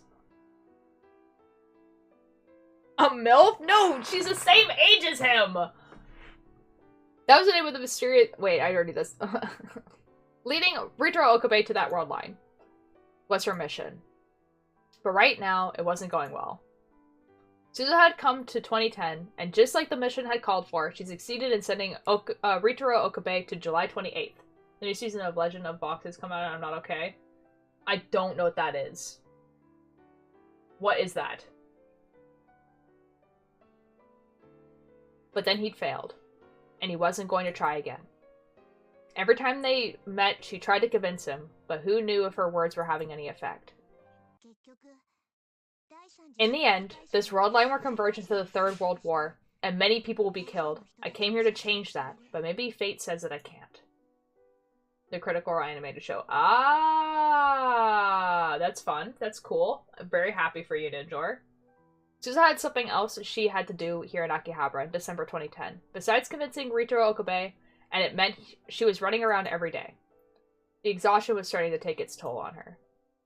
During the war, she'd been able to keep herself sharp at all times, and this level of exhaustion wouldn't have meant anything. The relaxed atmosphere of 2010 was actually making her realize how tired she was. I want to scream? Do it, coward. She was feeling very sleepy right now, actually. She was surprised at how willing she was to fall asleep in such an undefendable position, but she didn't think she could beat the temptation. And then suddenly she felt something extremely cold on the back of her neck. She snapped awake in an instant. Her movements after that were lightning quick. She jumped up and slid behind the massive body in front of her, which obviously began to enter her, then grabbed her arm and twisted it as soon as she dropped into the floor. She went to draw the gun at her hip, and her hand swiped through the empty air. And then she came back to reality. Her gun was hidden. She wasn't carrying it. This wasn't 2036. What the F just happened? Ow! 2 cans of Dr. Pee clattered to the floor. This must have been what he put on her neck. What are you doing, Dad? Getting you back. I was half asleep, so I almost killed you. What? I told you, that's how I've been trained. That could have turned out really badly for you. Yeah, real. The real PTSD, actually, though. But fine, just let me go. This really hurts. Oh, sheesh. I just wanted to give you some soda. Aww. Suzuha let her father go. Ow. Itaro rubbed his arm and stood up, then grabbed the cans of Dr. Poo off the floor. He offered one to Suzuha. Anyway, you're giving up too soon. Keep at it a little longer. I think Okarin's just tired and sleeping. Put some cold Dr. Poo up to his neck like I just did and he'll wake up. Why would he say it like that? I mean, it's Okarin we're talking about. Yeah. She realized her dad was trying to cheer her up and nodded. Then she heard footsteps coming up the stairs, and some slightly off-key humming. Their eyes met. Just the sound was enough to tell them who it was. Hide, Suzuha! Okie dokie. Suzuha moved fast. Even maybe faster than she knocked her father to the ground. She quickly and silently jumped behind the curtain that separated the lab's development room from the rest of it. Just as she hid beneath the desk, there was a knock at the door. Yeah, the desk that has nothing there at all. Hello? Suzuha knew that voice, of course. It was her mom. She could tell from the noises she was making that her dad was panicking. There was another knock. Guys, are you ready to meet the mom? Well, like, specifically the people who weren't here before. Mayuri? Right, I'm coming. Ito went to open the door. Suzuha took a deep breath and concentrated in her mind. She remembered the time she spent 3 days and 3 nights on a battlefield with no food and nothing to drink, constantly aiming her rifle at the target. She erased any traces of her presence that could give her away. Her breathing started to become shallow. Dad, don't screw this up, okay? That's the mom. For the people who weren't here before, that's the mom.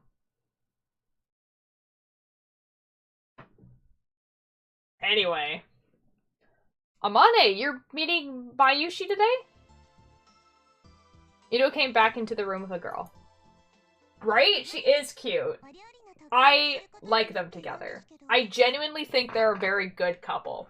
She is a cosplayer. She is currently wearing cosplay. She does not wear anything else but cosplay. She does not wear normal clothing. She is always cosplaying a character.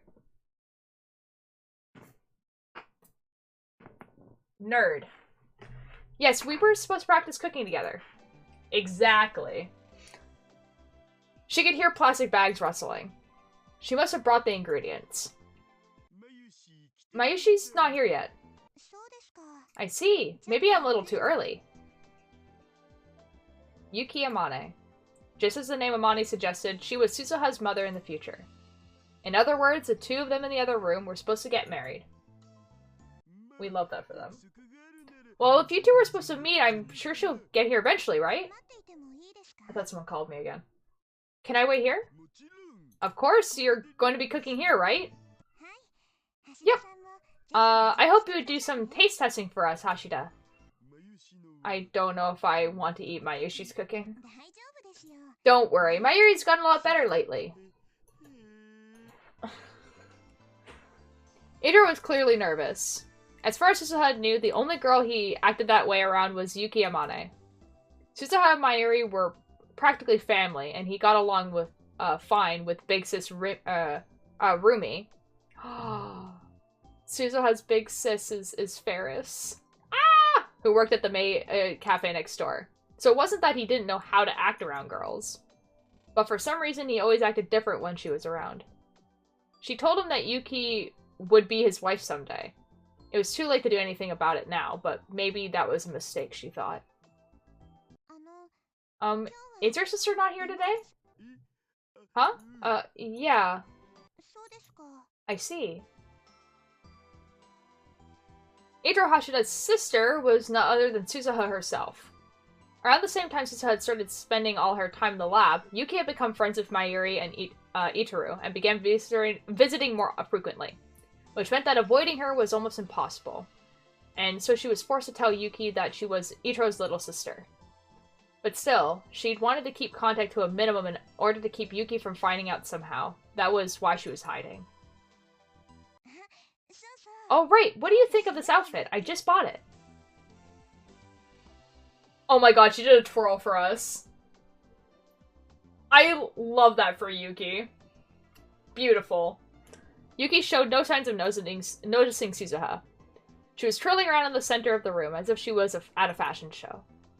Yuki was a cosplayer and wanted as many people as possible to see her dressed up. Mayuri had told Suzuha that once before. In fact, Yuki and Mayuri spent a lot of time complimenting each other's outfits. Yep, it's great. Really great. We love that. Really?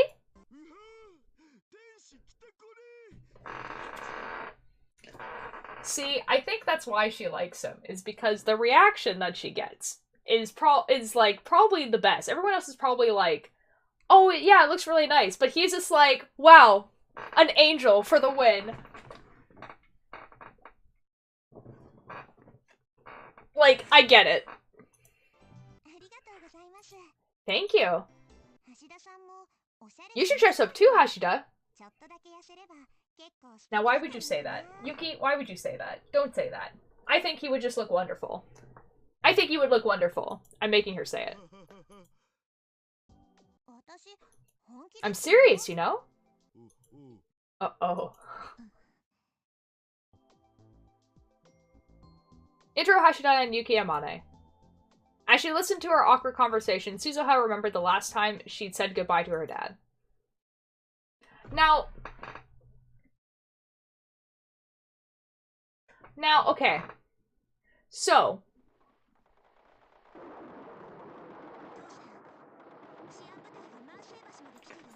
maybe this isn't the best time to bring this up when there's, like, shooting in the background. What I was gonna say is that Suzuha's last name is her mom's last name, rather than her dad's last name, which means that either, like, I don't even know what that would mean. It either meant that, like, Daru was like, oh, it's too dangerous, or he was like, obviously we're gonna use Amane, because it's a better last name, or, like, I don't even know. Anyway. Dad, the peacekeeping squads have reached... I don't know how to pronounce it at all. Which means it's only a matter of time till they find this place. I guess the false information I leaked didn't do us any good. Let's hurry. Yeah, I'm opening it up. Oh. Oh, we're, like, in the apocalypse. Nice. Wow, I had no idea there was a door there. Nobody will ever find this, huh? That's Mayuri. Mayuri's here. In the apocalypse. Come on inside. What is this place? Oh.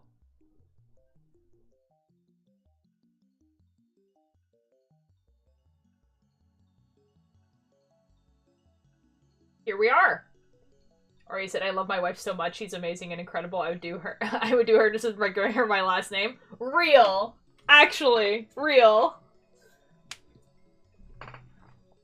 my god. Oh my god. Guys, oh my god. Hello? The room was almost totally empty and covered from top to bottom in soundproofing materials. First of all, I would like to say he's finally wearing a lab coat. Ocarine would be so proud. Ocarine would be crying happy tears right now. Or Hoenn Kyomo would. You feel? Anyway, there's a child here. Not only were there no windows, there wasn't even a door. There wasn't even a door to the hallway. The building they were in was once a symbol of old Akihabara, before it was almost entirely destroyed by an air raid during the last days of the Third World War. Only a few people knew about the secret room inside it. The biggest reason was its secret: the silhouette of what looked like a satellite sitting in the corner. Oh, this is the time machine, isn't it? This is the time machine? Girl. Kagari, it's dangerous, so don't get too close. Suzuha spoke to the little girl clutching Mayuri's hand. Most of the children in this era had skin inflammation somewhere on their body from all their radioactive rain, but she didn't. Her name was Kagari Shina. Her registration form said she was a 10-year-old, but no one knew if that was true. She was an orphan who had lost her parents in the Tokyo air raids when she was a baby. And nobody even knew her birthday. Ocarina in the corner like. The name Kagari had been given to her by Mayuri, who was working at the child welfare center that had taken her in. Of course Mayuri would work at a child welfare center during World War III. She took it from the word Kagaribi, meaning bonfire, in hope that she could be a light even in these dark days. That's quite nice, actually. The story, chat. Real. It had been 4 years since Mayuri had adopted her, and her name on the registration form had become Kagari Shina. It's pretty. Now, do I say... I'm gonna say mama. No, do we say...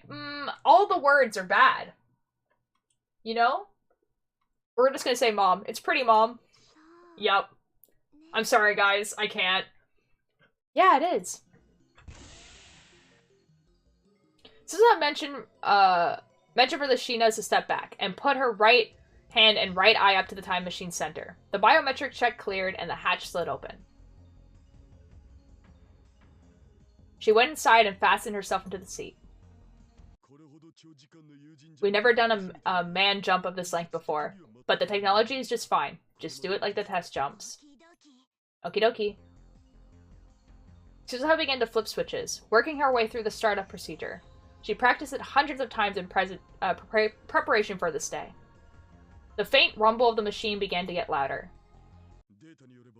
According to the data, the spot we're in now was the roof of the old radio building. There's a gap of about 1 meter, so when you land, there's going to be an impact. Roger. The time machine could move through time, but not space. To arrive at the radio building more than 60 years in the past, she needed to launch from right here. Even if something happens, stay calm. Remember your training. I'll be fine. I believe in your machine, Dad. Her words must have meant a lot to him, because he stuck out his lips towards her. She squished him back with her hand. Wait, what? What is happening? Because he stuck out his lips towards her, she squished him back with his hand. Okay, I understand what's happening. That's creepy. That makes me sad. Do you not like your daddy, Suzuha? When you do it, it seems like you mean something else. Come on, I wouldn't think of my own daughter that way. See? Suzuha's weird. So who was saying... Ew. Daru, why would you say these things? Her mother wasn't here. She'd become a victim of the war, brutally killed by the Peacekeepers squad. Oh. That's upsetting, actually. Don't take my joke seriously, please.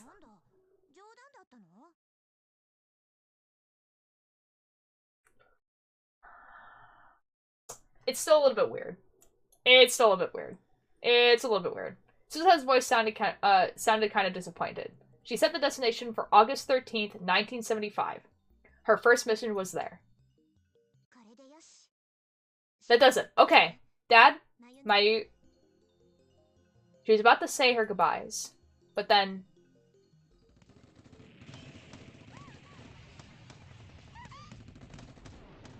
This is fine. This is fine. This is fine. That was from the roof. They're coming in. Damn it, they're faster than I thought. Suzuha drew her gun from her holster. She was about to get out of the time machine, but her dad stopped her. No, just go. But you'll... We'll be fine. Just go, Suzuha. Thank you for the lurk, Keith. No, I can't. Maishi, get Kaguri in there. There's room for another person in here. Mayuri Suzuha's father picked up the stunned Kaguri and stuffed her into the time machine. Suzu, take care of Kaguri. Okay. If Suzuha's mission succeeded, the world line would be rebuilt, and it was likely that the present Kaguri would cease to exist. It might have been pointless to send her.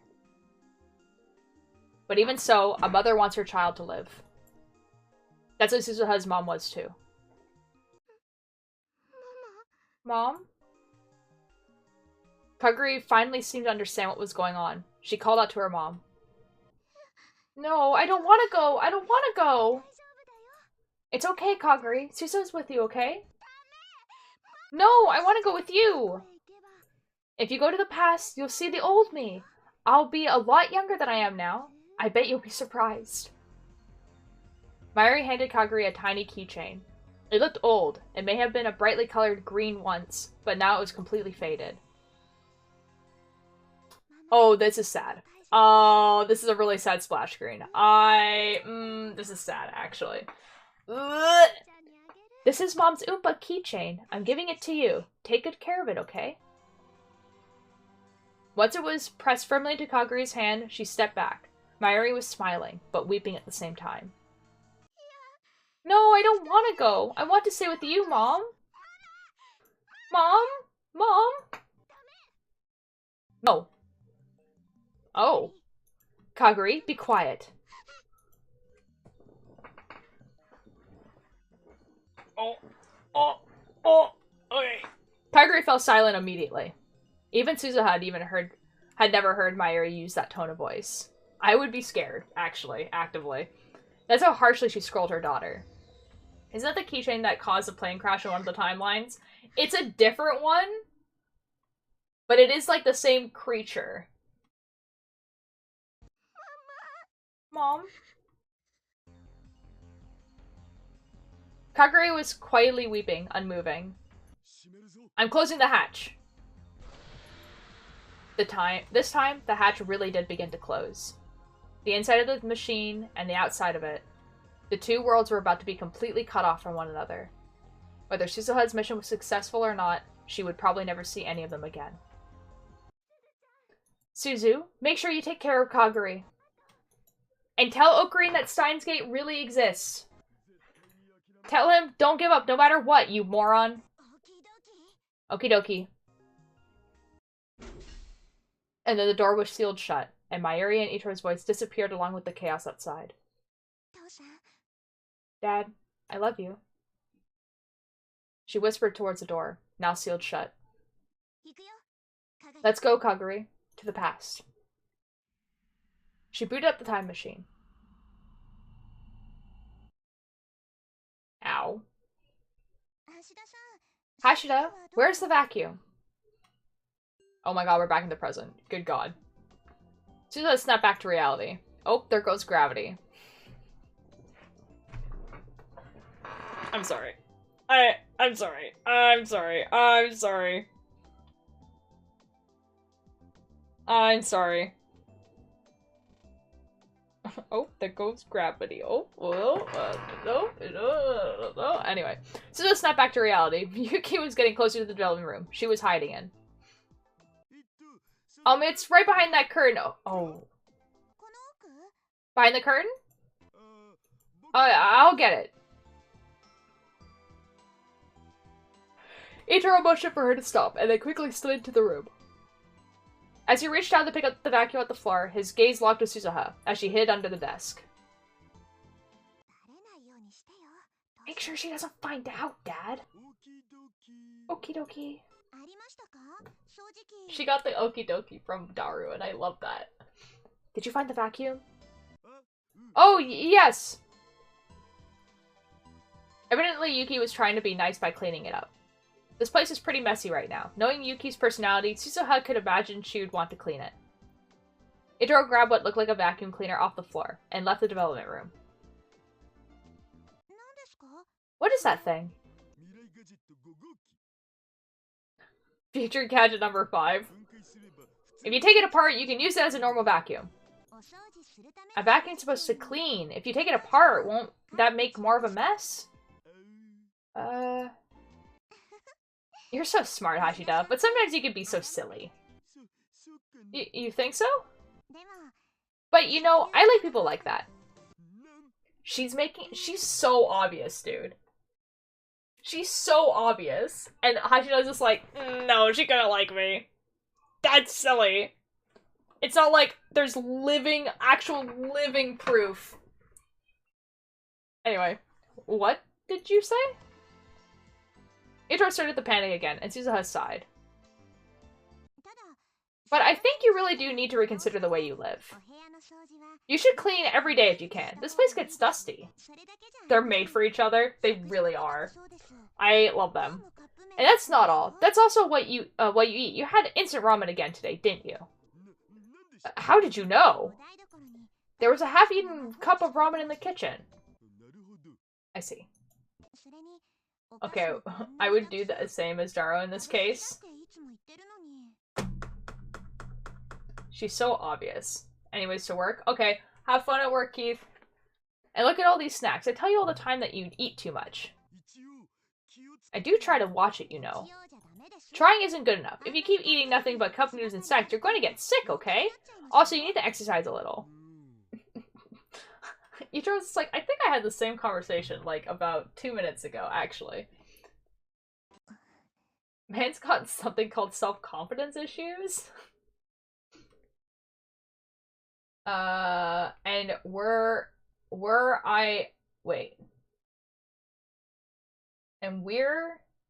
are oblivious to your point. Keith, I don't understand. What are you saying? Yuki Amane was saying the exact same thing that Suzuha had just said. Perhaps they really were mother and child. Suzuha was just beginning to feel a little homesick when she sensed another visitor approaching. Do-do-do! The door to the lab opened, and a greeting she'd heard many times before resounded throughout the room. Sorry, Yuki, I'm a little late. It was Mayuri, coming to see Yuki. She. But there was another present there, too. Hi there, Mayuri.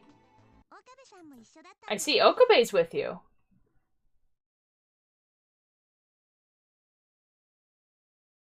And we're oblivious, your point? I don't even know what you were talking about. I'm gonna be perfectly honest, Keith.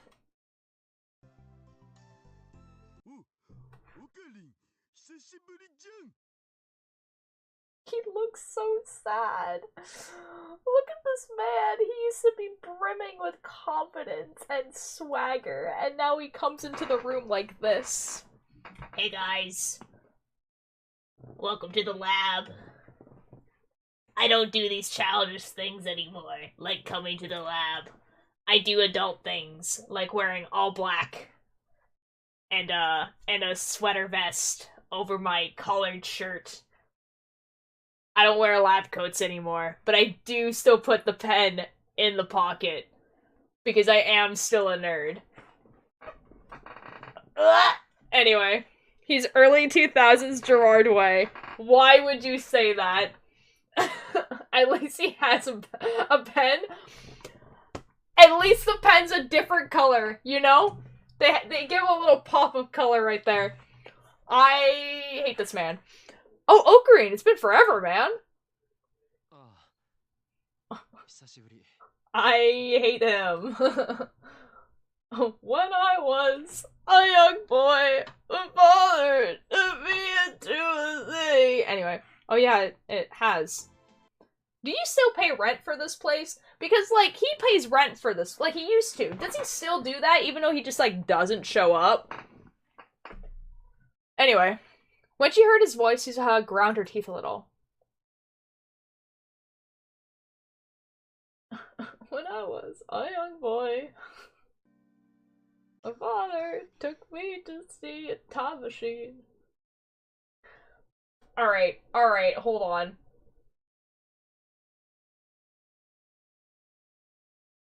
Guys, I think this might be a good place to end.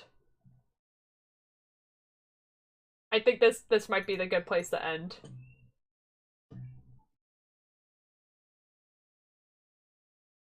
Yep.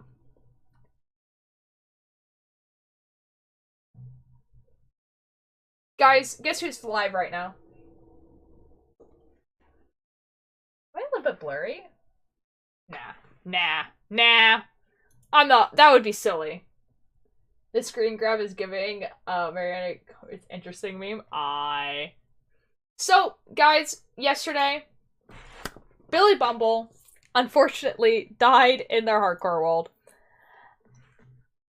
And so now they are restarting. So I think we should go over to Billy Bumble.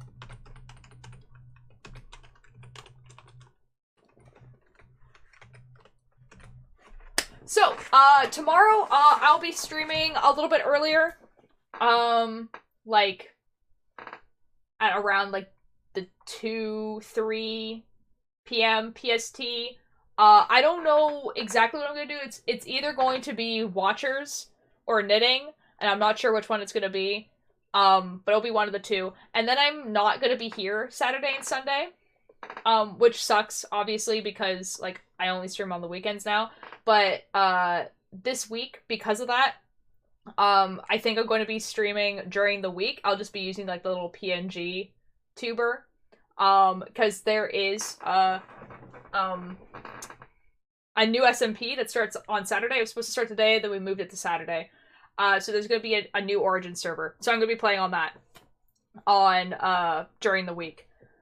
So, I'm pretty excited for that. I'm a Withered Origin. It means that, like, if I do melee attacks, then whatever I'm fighting gets, like, the Withered effect. I can't farm. But I, like, have, like, permanent soul speed, basically. I think I get, like, an extra heart or something. My natural spawn is in the Nether, so that's fun. So someone's gonna have to come rescue me. Yeah, so I'm gonna probably start doing that, playing that this week, but like as a PNG, so like on like Monday at least. But maybe for the whole week. So we'll see. How does your hunger work then? Like I just can't farm. So like I can't like plant seeds and I can't breed animals. But I can still like pick up food, if that makes sense. So, like, I can still kill a cow and get food. And I can still, like, make bread. I just can't plant seeds or breed animals. So what I think, I know, my first project is gonna make, like, the totally humane chicken farm.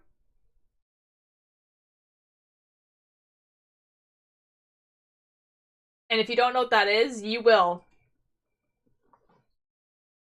Anyway, it's totally humane. Anyways, I'll be streaming tomorrow though, and I'll talk more about it then. Thank you guys for joining me for Science Gate. Hopefully next week we'll play for like a little bit longer. I know it was a little bit shorter this one, but I want popcorn. I genuinely just want popcorn. I just want popcorn, you know? Thank you! The nuke chamber. Yeah. No, the totally humane chicken farm. Anyway. Bye!